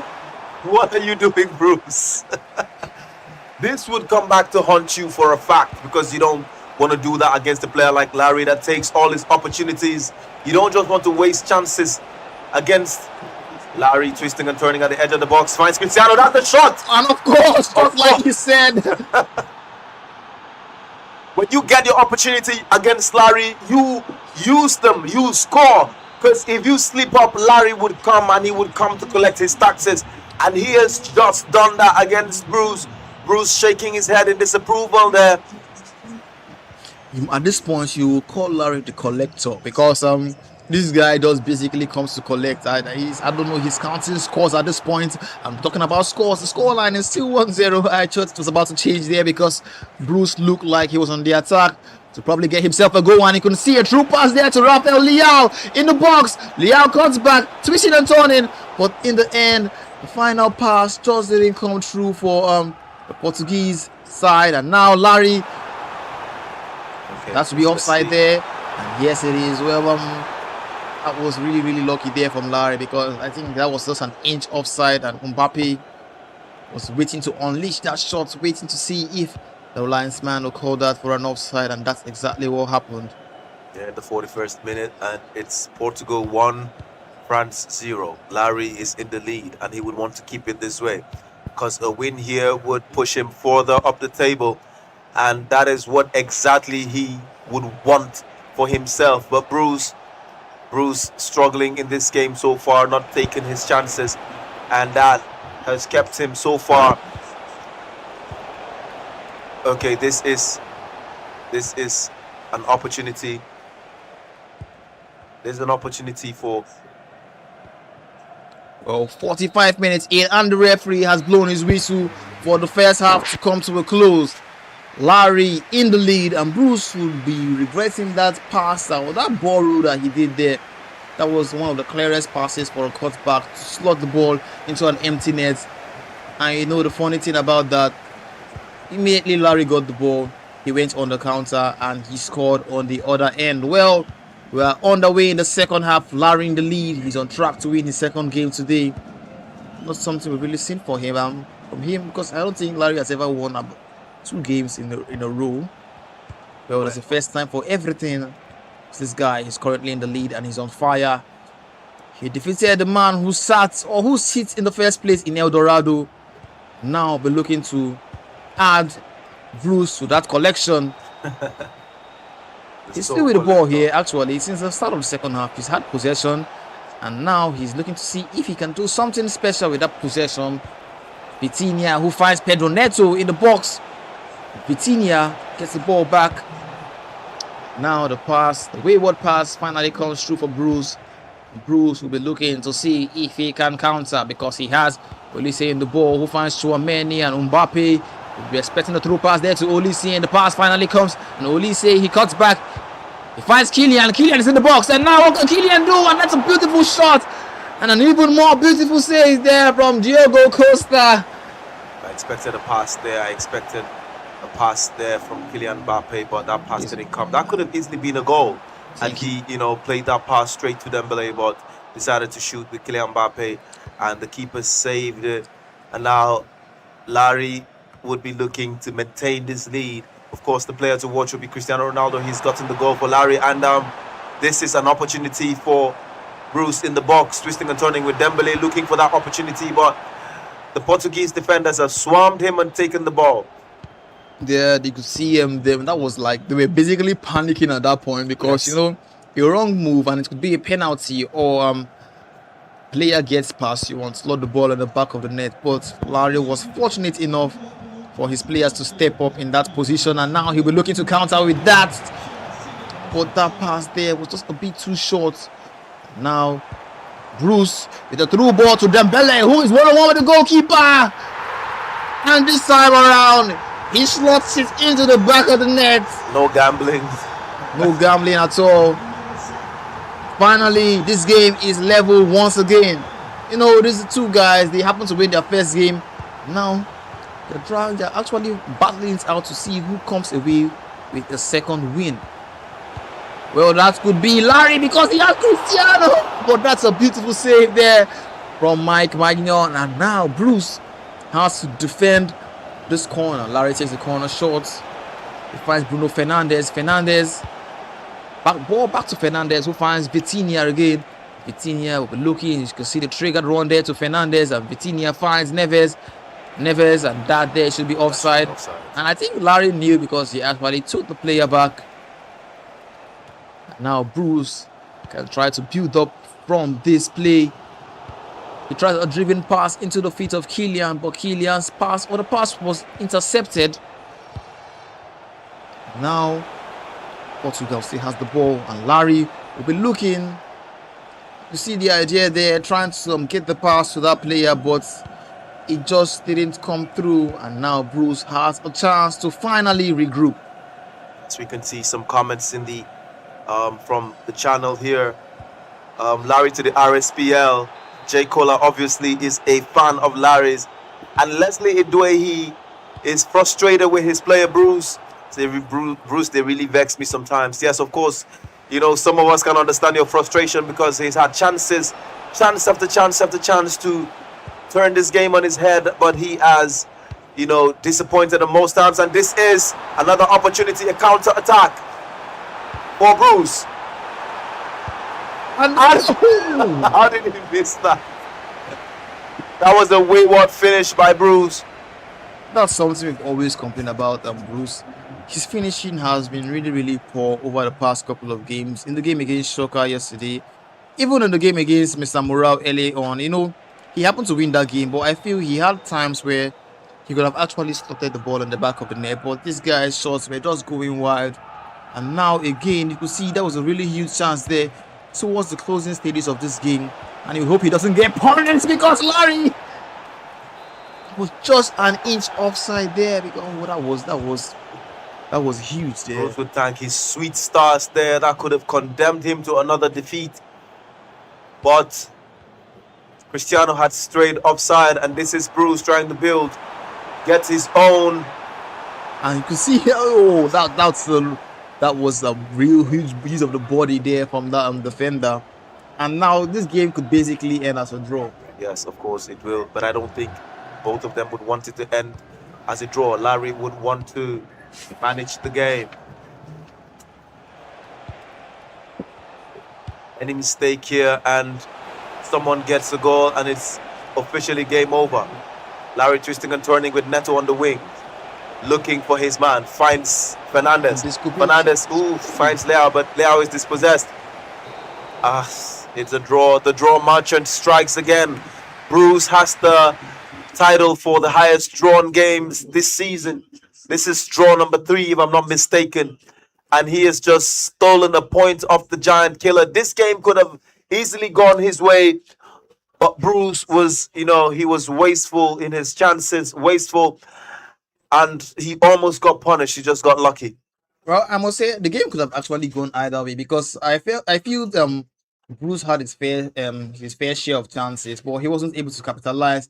But towards the end of the game, Larry, that's where the big boys turned up, and he wanted to probably get a last-minute winner there with Rafael Leao, but Bruce's defense just stood tall, and now both players have to share the points, and I wouldn't say it's disappointing because it was expected. You know, these two guys, they got their wins today, and now they have shared the points. That means basically both players, they happen to be unbeaten in today's match day, and that's really something they would like because now they are probably a little bit safer from the relegation zone. Yes, I just think Bruce is too comfortable with the way the game. I think he's just comfortable with qualification to the RSPL, and he's not really digging deep to find. We know Bruce can be a lethal player, but he's not digging deep enough to find his X factor. He has not really dug deep enough to, find that edge that we saw in the qualifiers. Because in the qualifiers, he was really dangerous. He was beating everybody for the fun of it. I remember the game against 11, he won that game 5 goals to 2. And it's not about just about the win. This guy went behind in that game. And I'm not to tell you of what 11 is capable of. Bruce actually came from behind and ended up obliterating 11 in that game. A 5 goal to 2 win. And in such dominant fashion, he went on to win Prince G Fresh 3 goals to 1. And he also won his game, his other game about 5 goals to 1. That was against Nazi as well. Yes. 5 goals to 1.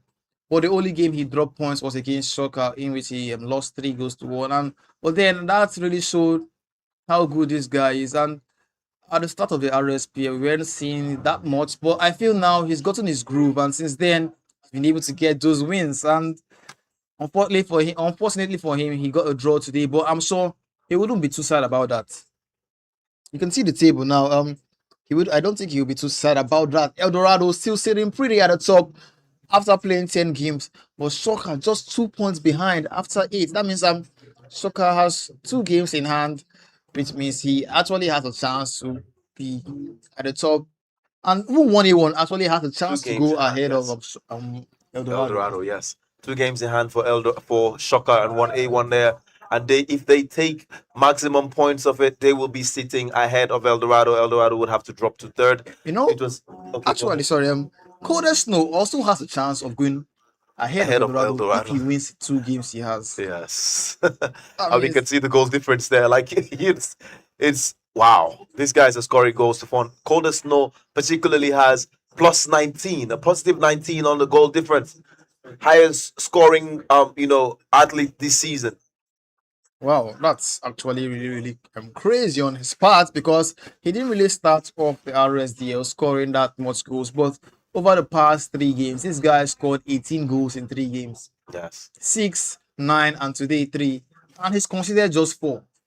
That means as little as his attack is, his defense has been really, really good, I must say. Well, and you can see it at the bottom of the table.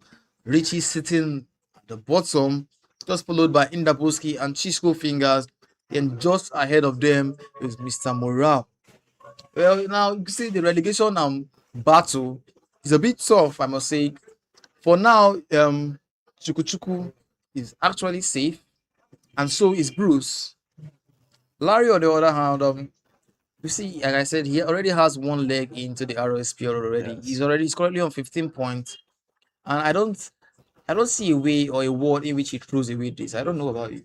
Oh, well, everything is possible. Look at how many games do we have left for each player? We have like a couple games left for each player, so it's still very open. Anybody can survive, anybody can drop. That's just it.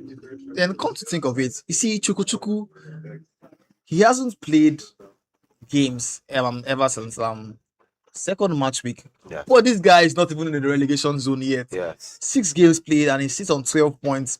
Other players have been losing and winning, and he still sits above the relegation zone. That just goes to show you how good is this guy. Because what happens now if he's back?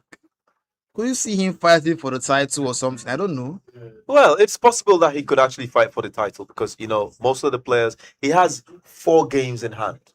Yeah. He has 4 games in hand. Now, if he gets maximum points from the 4 games in hand, I mean, he'd be at the top of the table right now. Well, he'll be hoping that he can do that because that would be 12 plus 16 actually. Yeah. Yes. 3 no. That'll be 12 points, and that'd be like 24. He'll be on 24 points. Yeah, yes. he'll be on 24 points actually. Yeah. And that would take him to the top, like the top 3, the top 4. Well, on the other hand, you can see Indabuski in the 12th place, and it's really kind of disappointing on his part.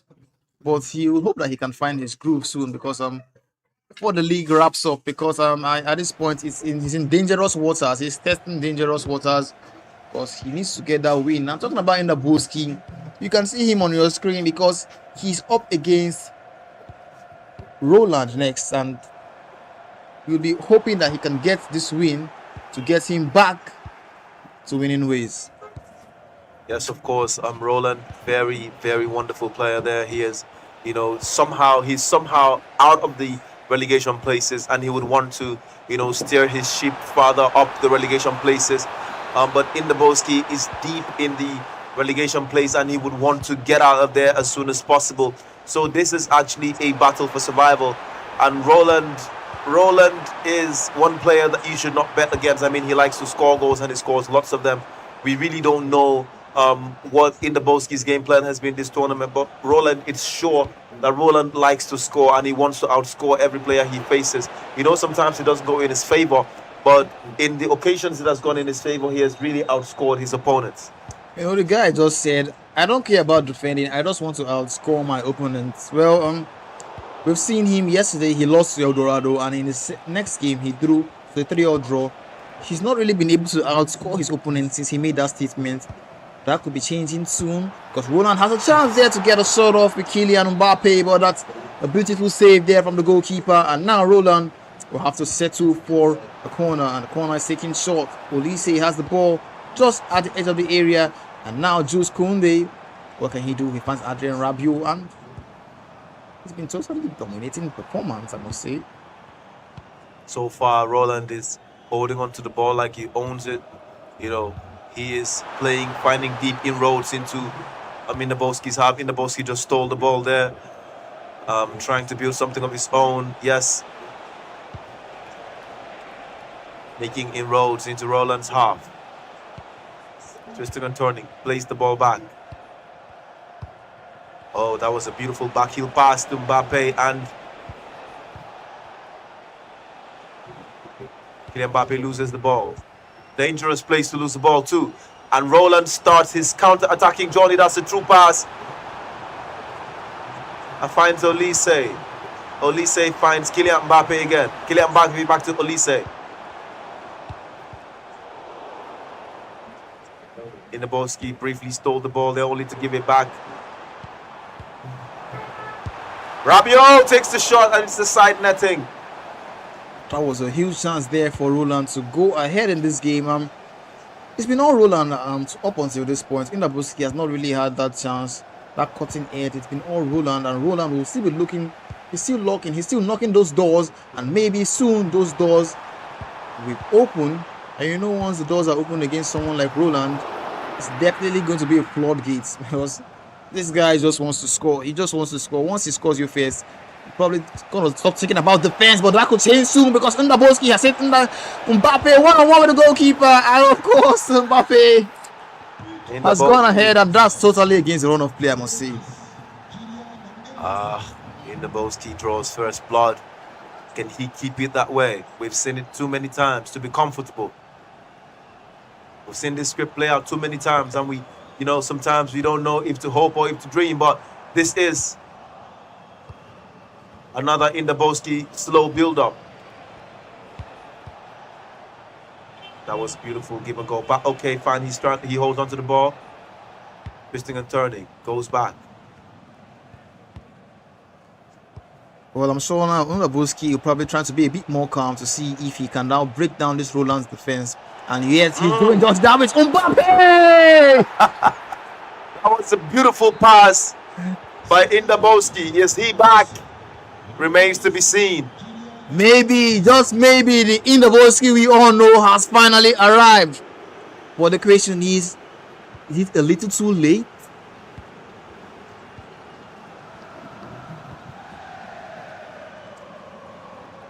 I see a comment here from the man Best in Okobia. I'm saying Inaboski, please win. I mean, at this point, we need to beg him to win. Oh, Bruce. Roland pulls one back. Sorry, through Mbappe. Well, I think Inaboski might have taken some inspiration from Best in there. and has decided to let his defense open because Roland has gotten a goal for himself. Now that means Undabuski needs to be a bit more calm because this Roland guy, he just wants to score you, and Undabuski, yeah! Indaboski gets goal number 3. It's an Mbappe hat trick. 4 goals, 45 minutes, and you say this game is still wide open in my opinion because this Roland guy can just pop out of nowhere and just score 2 goals. I'm sure Undabuski knows that himself. Yes, this is the first time we're seeing Indaboski totally dominate a game. You know, like lead by 2 goals. You know, dominate the gameplay and all that. Create chances at will. I think this is what the fans know him for, and we might just be seeing the legend resurrect. Well, we are into the second half, and Undabuski is in the lead, 3-1. An Mbappe hat trick, and that could be changing soon because Undabuski has a clue to the box. Beautiful gameplay, beautiful build up there by Indaboski. That was beautiful to watch. Easy on the eye, and a clutch with a standard finishing. At this point, we can see the smile return to Indaboski's face. He knows what he is capable of. He knows he has been disappointing so far, and he is trying to make it up to his fans. Like I said, I mean, like, this is still very open. Indaboski could still make it to the RSPL, and I know that would be his life goal. He wanted to win this at the start of the season, but now he knows he cannot win it. He will just want to feature in the RSPL next season. Yeah, I said this. I feel this guy still has what it takes to get into the RSPL, and now he's putting up a performance which, in my opinion, is RSPL worthy. That there's offside for sure, and yes, it is. Roland would have been hoping that that defender or that attacker was just an inch slower to get to that ball. Because now, as things stand, that's a free kick in a dangerous position. Roland decides to take the free kick short, and Mbappe tries to bend that into the top corner, but it's blocked by a crowded France defense. Now it's a corner kick, he takes it short, finds Bakola, back to Olise, who finds Rabiot. Now that should be Thuram, yeah? Or Upamecano rather. A very, very unusual goal scorer there. Very unlikely goal scorer there, Deo Upamecano. But Indaboski still has a 2-goal lead, and he would want to keep it that way. Well, like I said, some very beautiful football there. You know, Roland, this guy, he loves the chaos. Once he sees you're trying to play chaotic football, it works well for him. Yes. So Undaboski knows that. I would look to be able to see if he can calm down the game a bit. Because once you start trying to counter-attack against Roland, he's going to win you. And Undaboski! A beautiful low-driven finesse there from Mikel Olise. Now Undaboski seems to be a bit more settled because he's increased the deficit back to 3. I think he's running away with this one now. I don't see Roland coming back from this, although it's still too early to call. This is 64th minute with a 3-goal lead. Indaboski up. I don't think Roland will come back from this, but it remains to be seen. Roland trying to create something out of nothing, but Indaboski wins the ball back. Indaboski, maybe finally back to winning ways after, and I wouldn't just say a losing streak because he's had some draws in there and about, but he's not been able to get that win, and you could see the creative run there from Indaboski. That's vintage Indaboski there with that creative run, I must say. It's not something we've usually seen him do so far, yeah, but he did it there. But there, this guy's on the attack again, and that's a beautiful finish there from Bradley Bakola, and these two guys are just going at it. Yes, there is enough time for more magic and more madness in this game. Indaboski would want to tighten the noose now, because any mistake and Roland could just sneak up, maybe steal a draw, even a win. Indaboski sense of, oh, okay, that was stolen.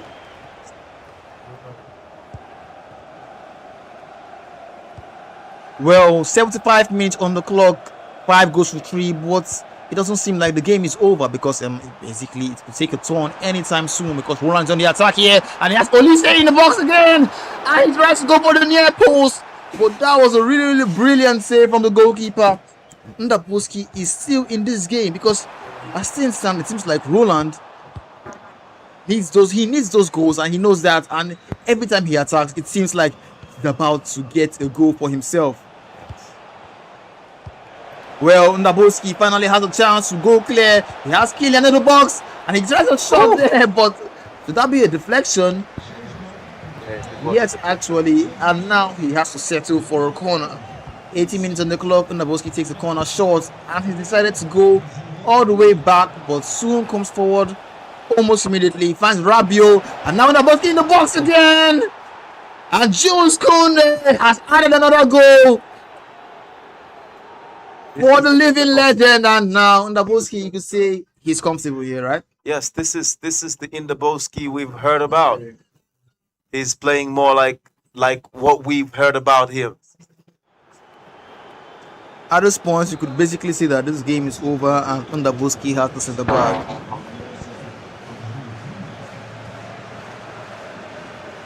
Well, 82 minutes on the clock.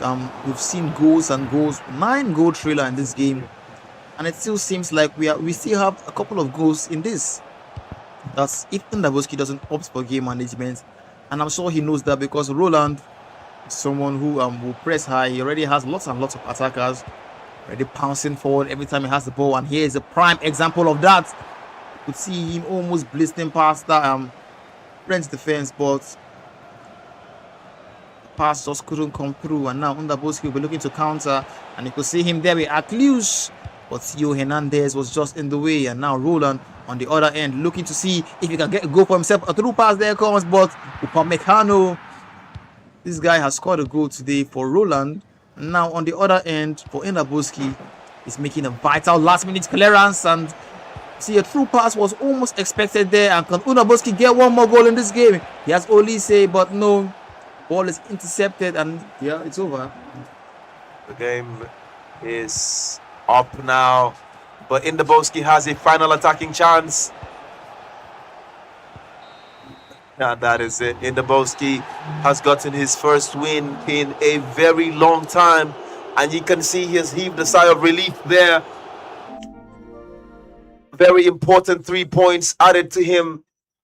And Roland would have wished this game went a different direction. But you see, Ndabuski is the man with the last laugh today. Yeah, very, very important 3 points for the man Ndabuski. I think this was kind of huge for his confidence, I must say.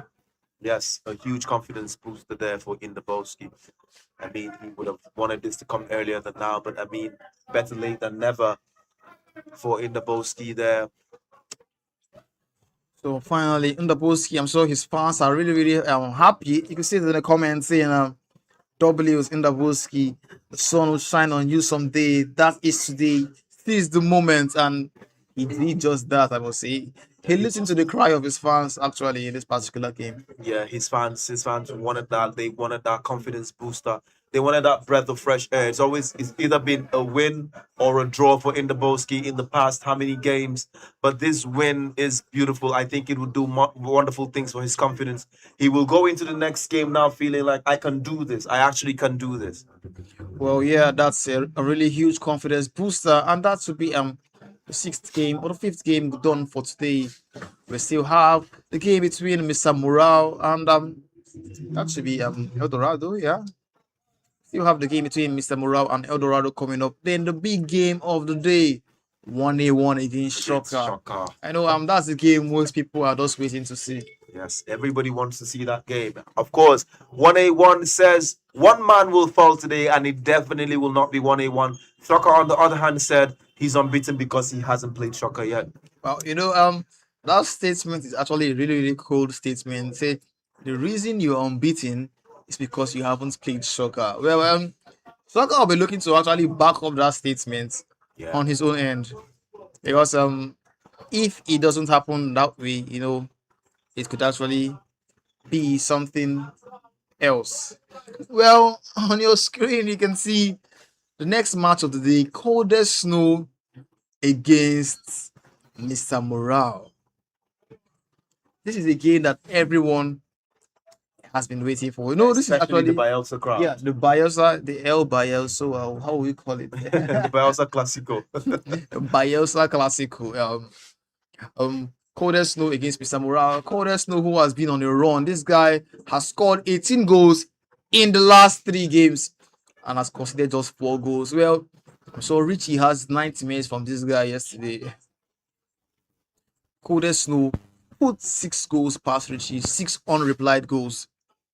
And now he'll be looking to see if he can actually extend his winning streak. He's already won 1 game today against Indabuski, and he'll be looking to see if he can extend that against Mr. Morale. But before we go right into that game, we'll be heading over to Milia for an interview. Mr. Coda Snow, aka Iceman. How are you feeling today? I'm feeling very good. I just won my first match, so I'm so happy. You know, personally, I love your I love your progression so far in this league. You went from, we saw not so impressive gameplay from you in the first weeks, and then now you're giving us back to back to back cooking goals even without fire. I mean, how are you able to keep up with that? All I have to do is go back and watch my matches and correct the errors. So I just needed to change my tactics, and get back on the game. So that is exactly what we are doing, trying to prove that we can do better every single match we play. Trying to prove that you can do better. So you think the last time I had an interview with you, you said Shocker should look out for you, something like that. You're coming for the first position. Do you think you have all it takes together? Like with things right now, the league is getting tougher and tougher and tougher and the rest of that. It's actually difficult. It's a difficult run, but definitely I have all it takes to get there, though, because I have to play unbeaten for me to be on top of the table. So let's hope. Then You have to play unbeaten. You'll be up against Mr. Morale in few minutes. You'll be up against Mr. Morale in few minutes, right? Do you think you can beat him? Do you think you can still remain unbeaten after the match? definitely no pressure. I can still remain unbeaten after that match. We're looking forward to winning this match against Mr. Mora, 100%. Back to you, Mr. Morale. You had your next opponent. He said he can still remain unbeaten after your match with him. How? What do you have to say about that? I'm currently speechless. You are speechless. Can't lie. But I know we are very familiar. We play almost the same, so I believe I can stop that his unbeaten ambitions. Okay, let's see what the both of these players have in store for us today. Watch out. But I never thought that they would come out and see Mr. Morale speechless. I mean, You like, know, it has done a lot. Like, this tournament has done negatives for his confidence. at this point, his morale is probably rock bottom. You see, he couldn't even, the words couldn't come out from his mouth. Like, well, I'm sure he already knows Codesto. Like he had, they know themselves and they play themselves, so he knows what he's about to come up against. And the fact that he's on a losing streak doesn't help matters. This guy is someone who was hailed as the finest from Bielsa, but now things have been really, really ugly for him in this Rsdl. Well, you can see the public winning prediction there, 99% in favor of Colder Snow and just 1% of the 100 backing Mr. Morale. Well, in most cases, we've seen the public winning prediction swing the other way, but today we saw the public winning prediction go correctly. Colder Snow is 4th on the log. Mr. Morale is 10th. Colder Snow has played 8 matches, lost 1-2, 1-6. Sorry, Mr. Morale has played 9 and won just 3 league position. Of course, it's 10th against the 4th, and they've played themselves in the past. I think they're familiar, and this would be the Bielsa Classico. Will the legend Mr. Morale beat the upstart Colder Snow, or will the new wave Colder Snow nail the final, nail to the coffin of the legend? Let's see how that would go. Well, with the kind of form Coden Snow is currently on, I don't know. We expect to see goals. But this is kind of a funny game. These two guys, they know themselves, so this can be the game in which Mr. Morale actually tries to get something out of it. Due to the fact that this is a familiar hand, someone that I've played over and over.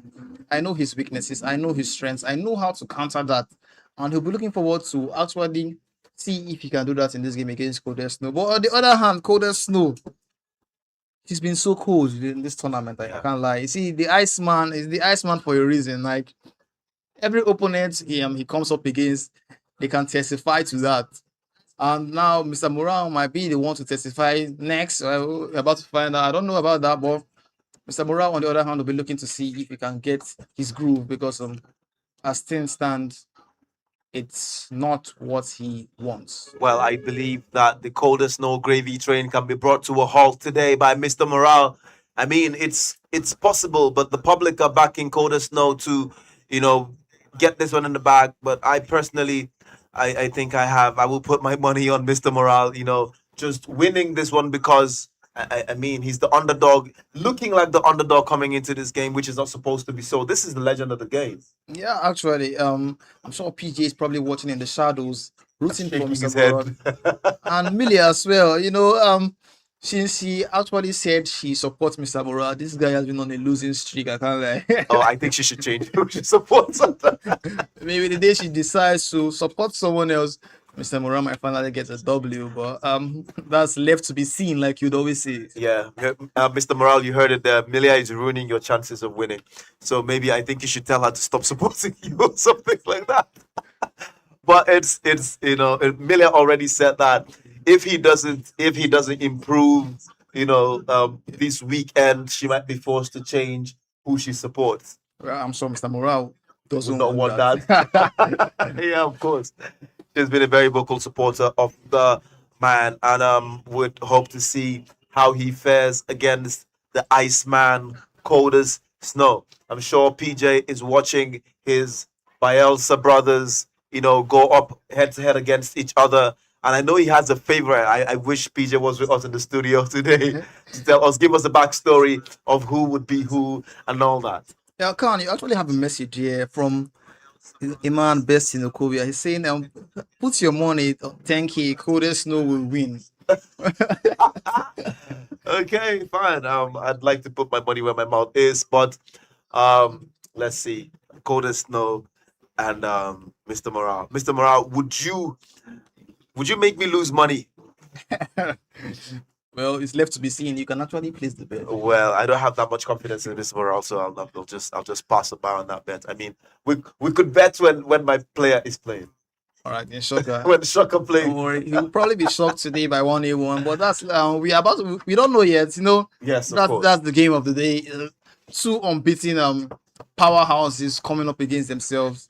1-1 who sits in third position and Shocker sitting in second. Yes. So you know what you should expect from those two guys. Yes. 1-1 is already a big name in the gaming community. Like I said yesterday, I was scrolling through TikTok and I saw people actually commenting how this guy plays. We're like, man, this guy unlocking 3 players at the same time, still doing those creative runs and activating the offside trap. Like, how do you have the mental strength or even the skill level to actually do all that in the game together? And we are on the way. The game between Coldest Snow and Mr. Morale. Playing from left to right, we have in Brazil's dark blue colors is Coldest Snow, and from right to left, in the traditional colors of the Orange of the Dutch, Mr. Morale. Coldest Snow gets his first goal through his favorite attacker. Of course, João Pedro, it had to be. Someone knows about Coldest Snow is that he always scores early on in the game. He doesn't let you settle in. Yeah, maybe those the men do. Yeah, he usually just gets his goal in the first 10 minutes, and from then the floodgates are just basically opened. Yeah, I'm glad I didn't take that bet. Because by now I'd be mourning my money. Well, Mr. Morale will be looking to see if he can actually do something special, and here he comes. Beautiful build up there. That was beautiful by Memphis Depay. Beautiful build up play. Now the game is drawn level, 12 minutes in, and we already have 2 goals. That means a goal first awaits us from these 2 powerhouses. There are 2 powerhouses, but the league position doesn't actually explain what's going on. Yeah, the league position doesn't tell the full story. Now I'm feeling I should have taken that bet, but no, I'll just stick to that. Well, the game is still wide open. We're still in the first half, and there's still lots and lots of time for different things to unfold. We are yet to see that. Say, come and say, give Kodes his crown on his best. No one comes close. Well, I think most people would agree because here he is again, and this guy, João Pedro is probably the highest goal scorer in this tournament. Yes, of course. Kodes Snow in the lead once again, and now just in the position he wants. You can see the player locked there, and he's cancelled it and looking on the attack again, and now he finds Rafinha. Kodes Snow still looking on the attack and almost getting that slide rule pass there to Rafinha, but the ball was just intercepted in the last second. Kodes Snow just seems to get the ball back immediately. He loses it, and now Rafinha is in the box. What can he do here? And that would have been a penalty there. That would have been a penalty, yes. That was just a really lucky there for Mr. Morale, because that position there, a tackle, and that would have been a penalty. But Mr. Morale could pull one back here, and of course he does. The Bielsa Classico is heating up. Frankie de Jong actually getting that goal there for Mr. Morale, and now 25 minutes in, we have 4 goals already. This is what we want to see. This is what we want to see. This is why we're here. Well, that would have been a beautiful goal. that was silky skill move there from Kodes Snow, and that would have been a really, really beautiful goal had that gone in. Unfortunately for Mr. Morale, the defender was just positioned in the right moment. He was able to get the ball there, and that's a huge miss or a misplaced pass from Mr. Morale. Kodes Snow in the box. What can he do? And I really can't explain what happened there. Kodes Snow has been able to get the ball back once again. A comment from Fergal Clinton says, 1-1, I'll watch you lose to Shocker. Well, I can tell you, 1-1, he doesn't intend on losing coming to that game. He wants to get that win, but again, in Shocker, this guy is unbeaten so far, or both players are unbeaten. Shocker having more wins at this point in the tournament. 1-1, on the other hand, doesn't want to lose. So that's the next game after this. We would love to actually see how that game plays out. Yes, of course.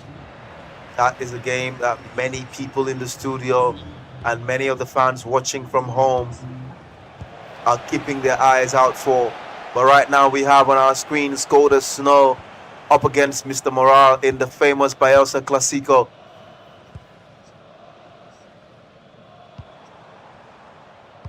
Kodes Game Snow, is started. ever since this guy scored the second goal, Mr. Morale, it's been all Kodes Snow up until this moment.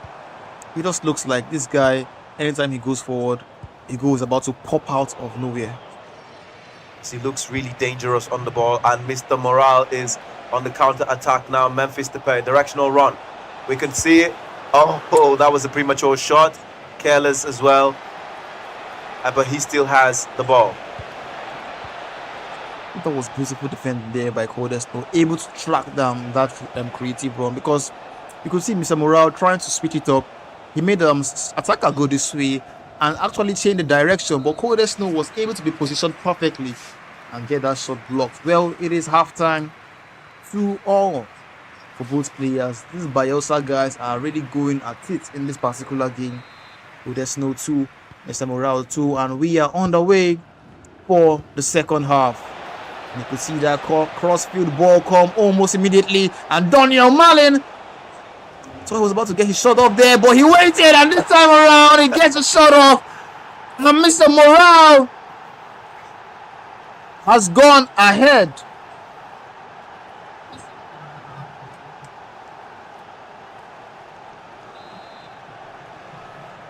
Said to these two commentators, every gamer is not from Bielsa. Yes, we know. This is the Rsdl, but some of these players came from Bielsa, and we were credibly informed that Kodes Snow and Mr. Morale came all the way from Bielsa. That is why we call this the Bielsa Classico. We don't want to, take your gamer from your city. We just got corrected that Shocker is from Delta and not Bielsa, and that was offside. Yeah, that was awesome. Mr. Morale is in the lead now. Till finds Marlon. Marlon holds it, gives it back to Till. Till finds Gravenberch. Depay now looking for Noah Lang. Oh, that shot is blocked. João Pedro, the goal scorer, wants to play creator this time. Finds Vinicius, but that pass just couldn't stick. Dumfries. Marlon finds Till. Till plays on Depay. Now, Marlon twists and turns. Morale tends to be keeping the ball better this time than we've seen all tournament. This just reminds me of his game against Shoka. I know there was this calm he had in that game against Shoka, against someone who we expected them or him to drop points. Yeah, he actually did drop points though, but there was this calm he had in that particular game, and he's actually translated it in this particular game against Codeslow. Yeah, I think he is calmer when he plays familiar opponents. Well, 60 minutes in, and Mr. Morale is in the lead.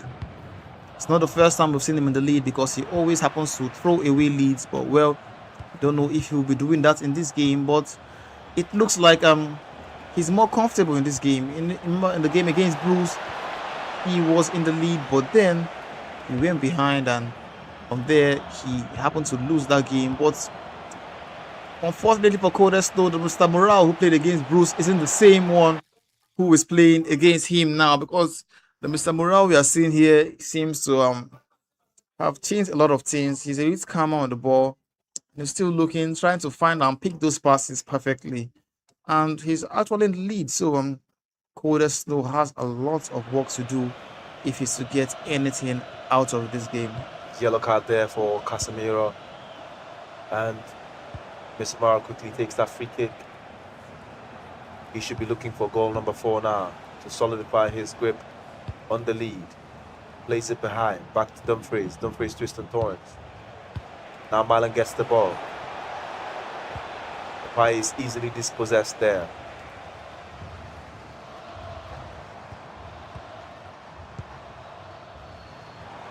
Holder Snow is on the... Okay, fine, that's been... He loses that ball there.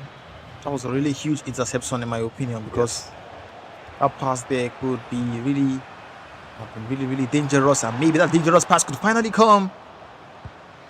Codeslow has been banging on the door of this defense. Mr. Morales been able to just actually keep it calm there at the back.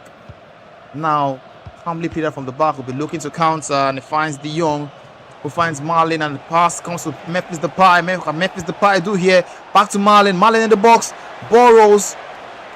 And now Codeslow has been able to cover the defense perfectly. De Jong still twisting and turning. Finds Depay in the box. Depay turns, and Depay shoots. That was a big chance for Mr. Morale there. That was a huge save there from Ederson. Codeslow still seems to be in this game because it's just a 1-goal deficit. Gerald Haddle whips in the cross. And the keeper saves that. Another big chance. Hato whips it in again. That's 3 big chances missed in a couple of seconds. Well, should he get punished for that? Because you can see Codeslow is on the attack here with Rafinha. Rafinha, can he get past that defender? He's in the box. The cutback comes in, but just behind the attacker. And now Mr. Morale will be looking to counter on his own end. Now he's just lost the ball to Codeslow. No, Codeslow is looking for that goal later on in this game. And the through pass comes there to João Pedro. And what can he do here? And the shot comes up, but the shot is blocked. And Mr. Morale will be looking to clear his lines, but no, he decides to just try to play from the back.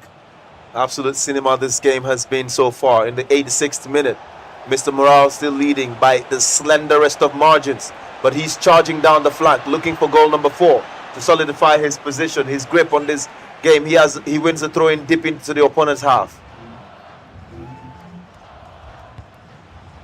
3 goals to 2, 87 minutes, and a throw in there to Codeslow. Cold Snow finally has a chance to actually get himself back on the ball, and he'll be looking for an attack here. You can see the player locked there to lose Henrique. What can Henrique do? Expect a through pass soon, and that through pass has come, and the penalty. Well, I'm sure Cold Snow would have loved Mr. Morale to let him get his shot off, because if he doesn't score this penalty, it's going to be really dangerous. And the shot comes in, and Cold Snow has scored. This guy, the Iceman, an ice cold penalty from this guy. As soon as that ball went up for a throw-in, it almost felt like the stars were aligning for Cold Snow to get a goal for himself. Yes. That was wayward gameplay, but can he get something in dying moments of the game? Denied. And that's the end, Mr. Morale. Not the result he would have wanted, but a draw is better than a loss at this point in time. I'm sure he was in front for most parts of the game. Actually, up until the last 5 minutes of the game, and he just happened to throw that away without. Anyways, had he not made that tackle, I feel Cold Snow would have scored either way. Cold Snow, would have wanted the win there, but I mean, it's better than a loss. He's avoided defeat somehow by a miracle. I see a comment here from JC Ola saying Coldest. Well, that penalty for one was really, really ice cold and actually sending the goalkeeper the wrong way. There's something about playing penalties in the last minute of the game. I remember the game between Tex and Anders in the EUCL. Tex actually had a penalty in extra time, and he missed it, the first penalty, but he was fortunate enough to get a second penalty in which he was able to score. But unfortunately, Anders, straight from kickoff, was able to equalize. And when the game went into penalties, Anders scored all his penalties, and Tex didn't happen to score all. And that just goes to show you there's something about the penalty shootout. You need to have the right mentality to be able to bury those shots. Yes. And not everyone can do that, but Cold Snow does show that yes, he's really capable of doing that. And guys, we have come to the moment we waited for all week, all day. The game of the week. But don't forget that the King of the Port 2026 is coming soon to the University of Port Harcourt, in collaboration with the Office of the Director of Sports and Students Union Government. You can scan the barcode to join. Registration starts tomorrow, of course. Proudly brought to you by 43 Esports in partnership with Nexel Gaming. So if you think you have what it takes, if you think you're good enough to participate, play with the stars, and join us in our search to crown the King of the Port, you can register. Registration is only limited to 16 players. So I think you should, be quick about that. Well, for one, do you think if you were to compete in any of these tournaments, you have a chance of winning? I mean, I don't know. So let's say if you're to face any of the guys currently in the Rsdl, do you feel like maybe you could grab a win? This is not my level. My level is Anders. My level is Tex. That's what I'm talking about. That's what I'm talking about, bro. That's what I'm talking about. Give me Shocker. Let me school him. I coached most of these players. I'm a retired player myself. Of course. I actually believe you. Well, this is a very tough league. Yeah, actually, really, really tough. And would you say it's been tougher than the RSPN itself? I don't know. Well, the lower leagues have something. There is something I have realized that the lower leagues tend to be more stressful. They tend to that's it. You can see it in the English Championship. The Championship is usually tougher. I mean, more games to play, more opponents to face. Everybody is hungry. And if you make a mistake, somebody scrubs the floor with you. Well, on your screen, you can see that the final game of the day, Shocker against 1A1. Both players are unbeaten so far in the Rsdl this season. And I've said it times without number. What each player said before this game in the interview, Shocker saying 1A1 is only unbeaten because he hasn't met Shocker. 1A1 saying one player is going to fall, and it isn't going to be me. This is basically the match. Could you say this is the match of the week? This is the match of the week, and at this level, I think this should be the match of the tournament. At this Yeah, level, yeah, at this level. yes. Or would you say it's ahead of El Dorado against Shocker, which happened last week? Well, the outcome of this match, or whatever we experience in this match, would determine if we rate it over the El Dorado Shocker game. Because I know both players are, they're in red hot form. They haven't lost any game so far. And Shocker would want to get back on top of the table. And 1A1 want to consolidate his position, want to consolidate his grip, stay in the top three. And that is what we want to see right now. Anything can happen. Anything can actually happen. The player lock king, this guy and his player locks are something, they're a thing of beauty. This guy, the way he switches those, the way he does those player locks, I've not seen anybody. That's pro level. What the likes of Farouk, the likes of Killer Freak usually do. But at this stage, he's basically the best I've seen live. Like, currently, I've communicated with this guy with the way he does the player locks. And it's just something on that level that if you actually see this guy playing, probably against pros, you think that, yeah, this is the Farouk, this is the Killer Freak level kind of player. And maybe, just maybe, he actually is, because the way he moves is not something that is something out of the ordinary. Yes. But now the question is, can he? Wow. We can see the public winning. This is the first time we're seeing the public divided in their opinions. This is 50-50. It could go either ways. We've never seen the public vote this way for the results. But you can see both players have played 8 matches with Shocker winning 7, drawing 1. Yeah. And 1A1 winning 6 and drawing 2. You can see the league position. Shocker is just on the second, and 1A1 is third on the log. This is actually the match of the week. Yeah, and like you said, the first time we've seen the public prediction actually go 50-50. So now I know Shocker is your favorite player. Do you think you'd be able to overcome 1A1 in this game? Well, just for the plot, I would want 1A1 to beat Shocker now, just for the plot. Well, I'm sure a lot of people would actually want that, and probably El Dorado. Would want that. But no, I don't want El Dorado to be happy. I mean, like, no, we cannot give him this on a platter. So I know he would be rooting for 1A1, but this is a game that we cannot even predict. This is a game we cannot predict. Exactly. Yeah. So the fans, please send in your predictions. So let's see what you think. We want to see your predictions coming in for this all important encounter between 1A1 and Shocker. Don't forget, this is Super Sunday, the fight for the preservation of the unbeaten run. One person would lose his streak today. One person's streak will be broken today, and the other will live on. If it ends in a draw, if it ends in a draw, that means the unbeaten run can actually continue. I'm sure both players wouldn't be angry with a draw. I feel. Yeah, I know. I think Shocker would want to win to go back on top of the table. Yes. So let's. What do you think would be best for the plot? What outcome do you think would be best for the plot? A draw or one person winning? One person win, because if we have to look at things from the angle of the fact that 1A1 actually came from the relegation zone, won about 4 games in a row, and now sits on the 3rd spot. Him going on to win this would actually be really, really a plot like the kind of plot you see in movies, like the movies like Predestination and twist, yeah. So that kind of plot is basically what people will be wanting, but that's left to be seen in this final game of the day. Shocker against 1A1. Beautiful game about to start. We can see Shocker in the England jersey, of course, choosing to go with his England team, while 1A1 has stuck with his African heritage and playing from right to left. Senegal for 1A1. He gets his first shot. That could have been the first goal of the game. That was a huge chance there, and I'm sure Shocker knew that was a huge scare, because 1A1 in that zone 14 area with Sadio Mane. I'm surprised how that didn't end in the back of the net.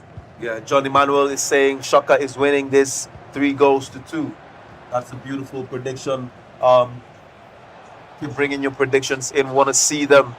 Let's see who actually gets it right. Pate sits. Mainu finds Kane. Kane finds Tony. Tony plays a true ball, but Diop intercepts it. Well, at this point in time, it's been all 1-1. He's been able to have lots of possession in this game and even have the first clear chance on goal. And now he'll be looking to see if he can actually capitalize on this one. He finds Ndiaye. Ndiaye is down the flank, tries to cut inside the elastico there, and would you say that was necessary? I don't think it was, but he gets the ball back. Ipapisiche. Now Ndiaye, and the way he's recycling possession has been really, really good. He finds Sadio Mane. What can Mane do? Soccer defending pretty deep and not leaving those gaps that anyone will look to exploit. But here the offside trap went wrong, and 1-1 with a chance, and 1-1 with a goal. Sadio Mane for 1-1, and the game has officially begun. That offside trap there was it went so wrong. You could see there that offside trap went wrong, and 1-1 was able to capitalize on that. I was expecting him to actually play the ball on the ground, but he happened to play it over the top, and now 1-1 is in the lead. I think we should give 1-1 credit for intelligently beating that offside trap. It was perfectly executed. The offside trap was perfectly executed, but 1-1 avoided it intelligently. You can see those player locks already coming into play. This guy, he just has a way in which he plays that is really, really fun to watch. And you can see him there on the attack once again. And he plays the pass there. And he gets the ball back with Ndiaye. But again, Soccer's defense. Soccer is under a lot of pressure here because he's not been able to stay in this game. But one thing about Soccer is pressure means nothing to him. Pressure basically means nothing to him. He doesn't need to play well for him to come up with a win. That's one thing 1-1 has to be weary about. And Soccer tried to get his shot off there, but no, it didn't happen. And now 1-1 will be looking to counter. He has Sadio Mane, and the first time through pass is come, and Sa is down the flank. He cuts back, finds Mane again. Mane, Soccer, you can see him getting all his players back in different positions, and that pass was definitely, what 1-1 would have wanted. And that could be dangerous now because Soccer is on the attack with Bukayo Saka, who finds Harry Kane and Ivan Toney and Rice. And 1-1 defending really, really well there, not letting that ball end up being in a dangerous position. And Sadio Mane has played a pass there, and Sa is in the box, and Ismail Sa. That was just wide off the post. That was a huge miss, I can say. Crazy. He would have wanted to bury that. You can see that Soccer player lock. Sends the ball to Mainu. Mainu finds Saka again. Ooh, delicate piece of skill. Finds Kane. Rashford twisting and turning at the edge of the box, but misses his footing. Diarra finds Mane now. Mane plays Iliman Ndiaye. Sends it back to Diarra. Oh my goodness. That was beautiful. Not enough power behind that shot. You can see both players are pro-level players. This is very interesting gameplay from both of them. You can see the amount of runs being triggered there by Soccer, and 1-1 was able to defend that expertly. And now you can see the first time through ball there to Ndiaye. And what do we expect? Ndiaye is in the box. He cuts back. He finds Diarra, and the shot comes in. But that's a huge block there from Soccer. Soccer is actually under a lot of pressure here. 1-1 has been actually finding those gaps in the defense, and now Soccer, who I said doesn't need to play well, to get a goal because he has equalized in this game totally against the run of play, and now I feel he should be a bit more calm. The game of the week, Super Sunday, is living up to its billing. We can see intense pressure on Soccer from 1-1. But Soccer somehow manages to pull one back through Ivan Toney. That was a beautiful goal. Beautiful goal there from Soccer. This guy has been under immense pressure, but he's been able to keep the nerves calm. And now he's been able to equalize just before the end of the first half. Now 1-1, for all his hard work, it seems like it hasn't come out fruitful, because now the game can swing either way, and I'm sure he knows that. But he'll be looking to see if he can get a goal before the end of the first half. And that pass there just didn't happen the way he expected. And it's the end of the first half, and it is 1-1. I would like to know what you think about this game at this point.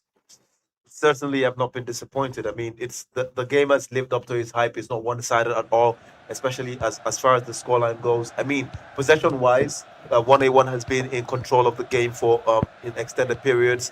But regardless of that, the scoreline is telling a different story. Wow, like exactly, the scoreline is telling an entirely different story. Shocker. I'm sure coming into this game, this is not what he expected. He would have expected that maybe I should have the upper hand in this game, but he's not. And 1A1 has been the one playing and getting those really good chances. Did you see that pass? That part of this guy, you see, I thought the pass was going to the other defender the striker who was offside. But in the last minute, the ball fell to Declan Rice, and Declan Rice was able to get the goal there. And now 1A1 will be thinking, what have I done wrong here? Well, now we have to restart, and 1A1 is actually losing, because if you watch the first half, you would have expected that this guy should be up about 3 goals. 1A1 is on the losing side now, or he'll be looking to change that. Diarra in the box, finds Ndiaye, Papisishe, and now 1A1 has Ndiaye, and Ismail Assar! This is what Super Sunday is all about. End-to-end football, beautiful goals, 2 of the best players this season. 1A1 going head-to-head with Shaka, and he has once again proven himself.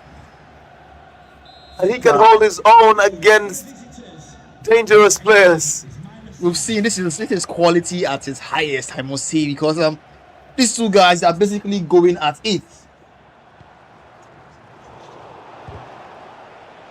They are basically going at it at this point. Soccer and 1A1 2-2, 57 minutes in, and this game is far from done, in my opinion. Adegoke Adebayo says, I feel bet my kidney say 1A1 go win. Well, it's easier said than done. Don't do that. You might be kidneyless at the end of today. Poker will be looking to see if he can get a goal quickly.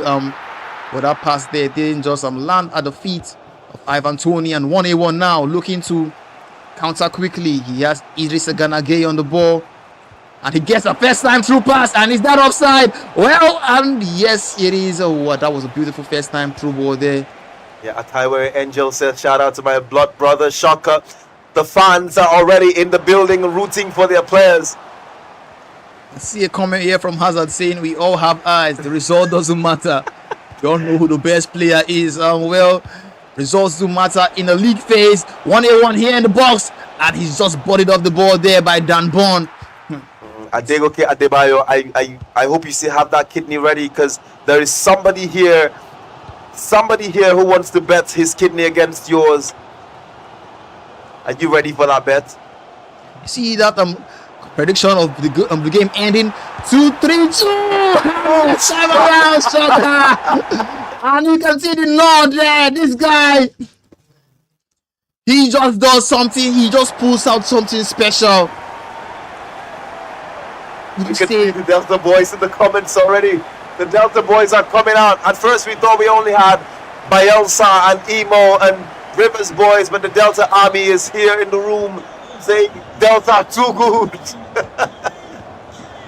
And that reminds me of the person that said this game was going to end 3-2. Well, looks of it is 3-2, but you say there's still lots of time for things to happen. And now 1A1, he's been chasing the game ever since he was able to get the first goal.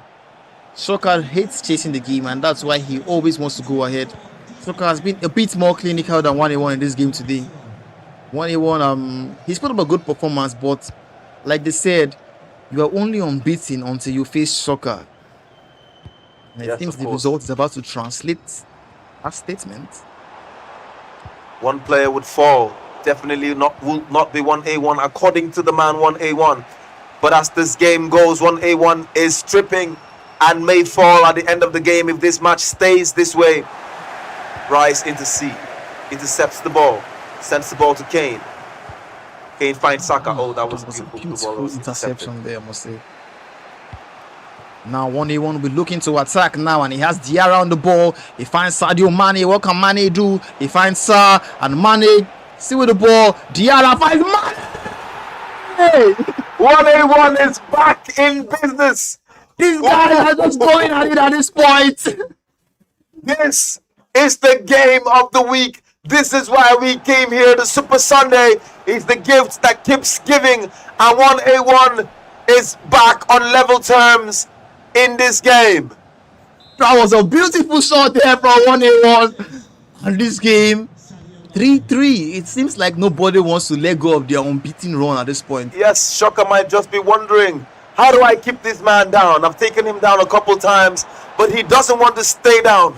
That's a real good question, Michael David. What exactly am I watching? Well, you're watching the battle of two powerhouses here, and I'm glad it's giving the show we all expected in this game. 85 minutes on the clock, and somebody finally get a winner.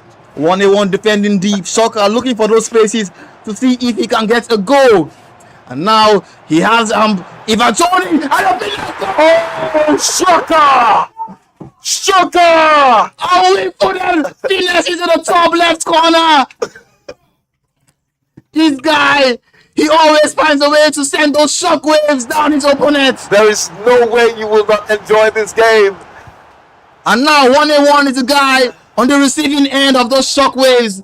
That roulette there to get into that shooting position is not something you see from your mere gamer. This guy is showing exactly why he's in the Rsdl.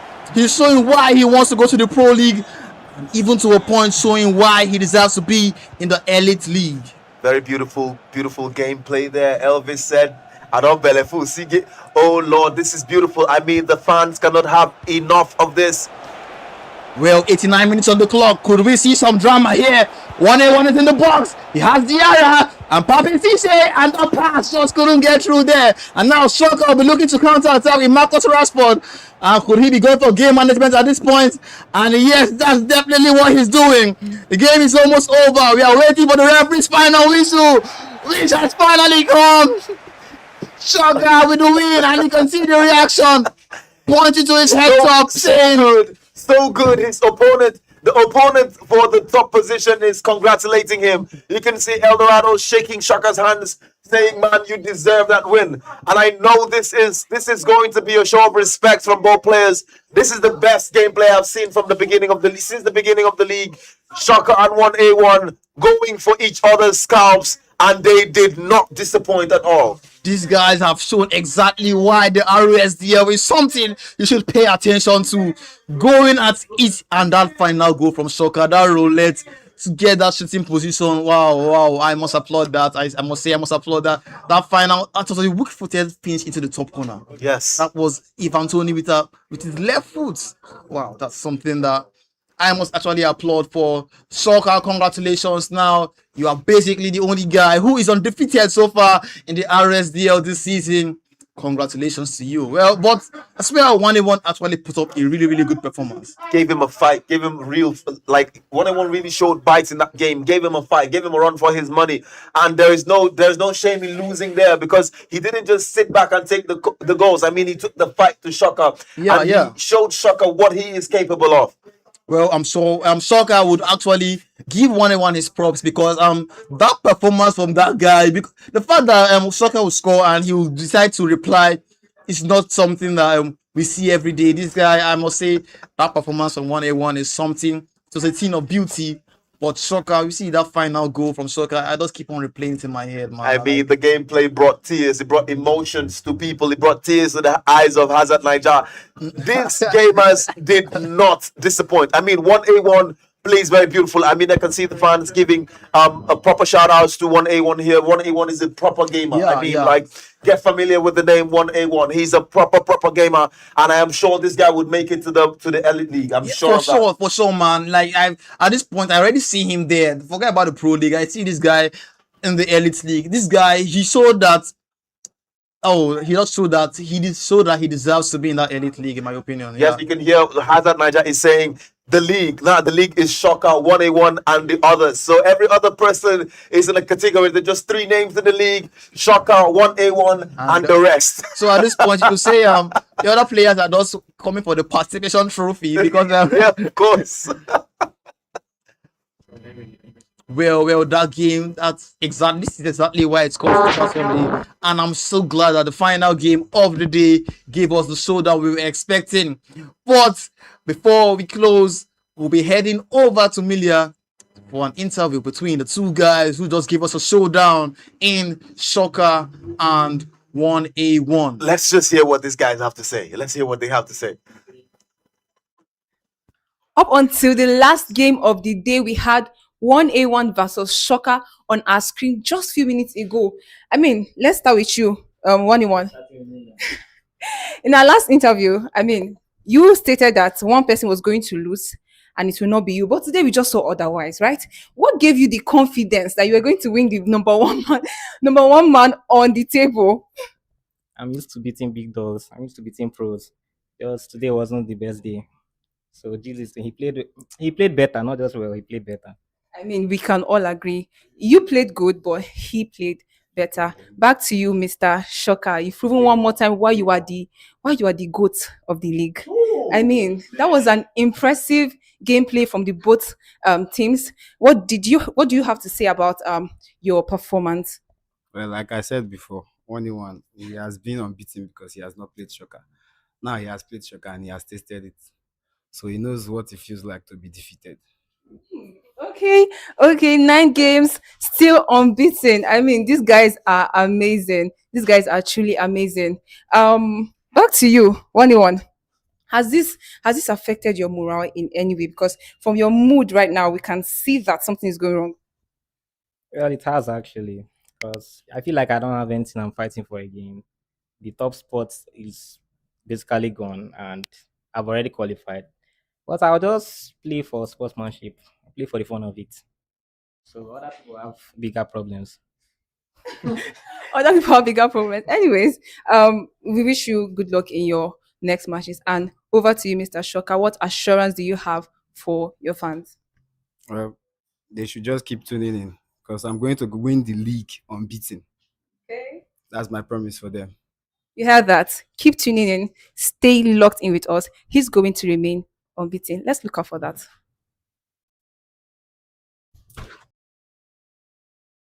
You are saying, I'm going to win this league unbeaten. Well, He's putting the whole locker room on notice. Well, and the fact that every time he says this, the next opponent comes and it's an absolute obliteration. Like, it's not like something will not happen. Maybe you expect something to go against the run of play. Yeah.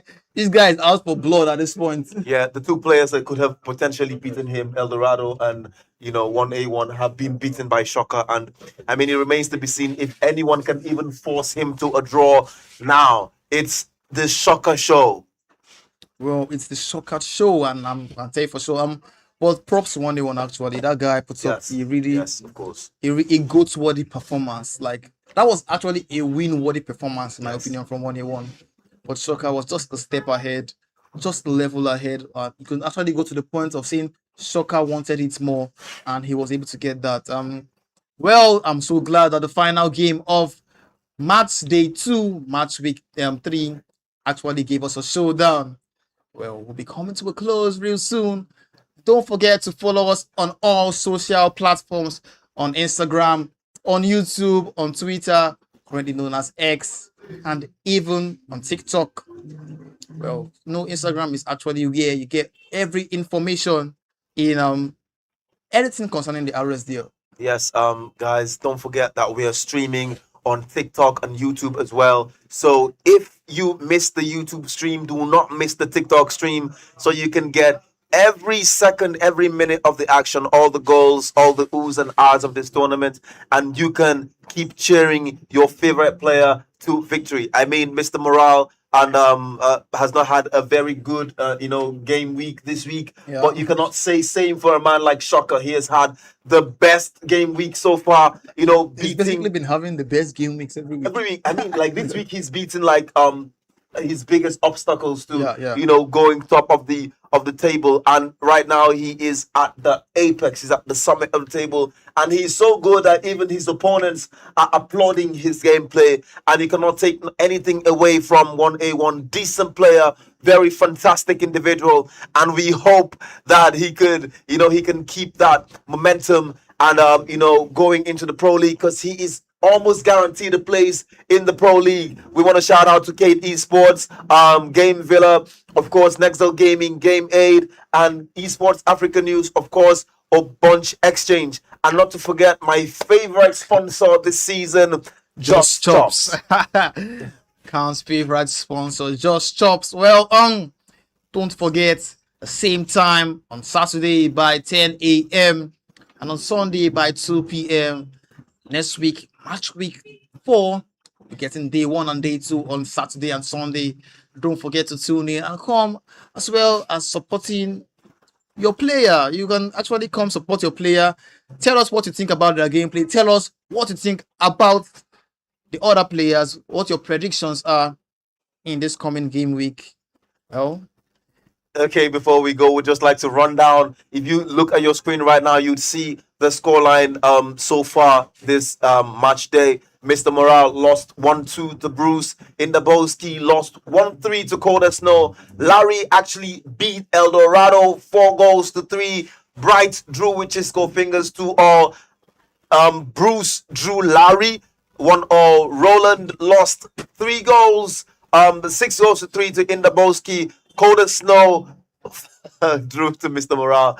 I think that was not what he expected. And of course, the game of the day, possibly the game of the week, and of course, the game of the tournament. Shocker edged 1A1 by 4-3. It's been a full day of magic and madness here in the studio at 43 Esports.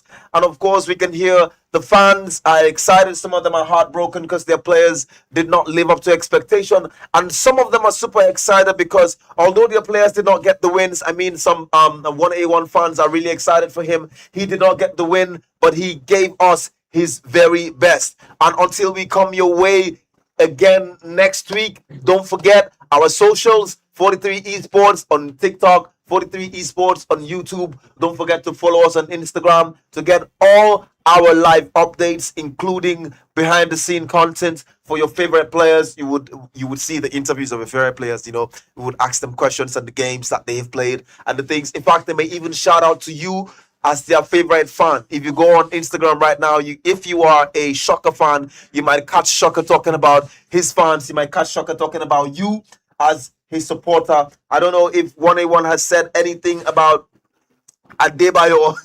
I don't know if 1A1 has said anything about Adegoke Adebayo, who happens to be a huge 1A1 fan. But of course, if you go on IG, you can see it.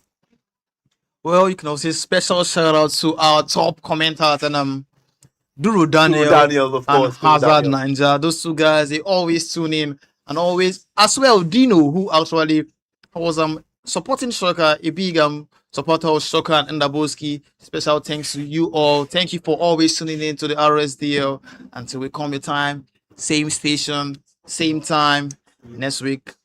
You can actually help your fans, your players actually grow. You can share the stream links, so more players can come see your more viewers can come see your fans, your players, and encourage them as well. My name is Khan, and from all of us here at the studio, we say a big thank you until we come your way again next week. Bye bye.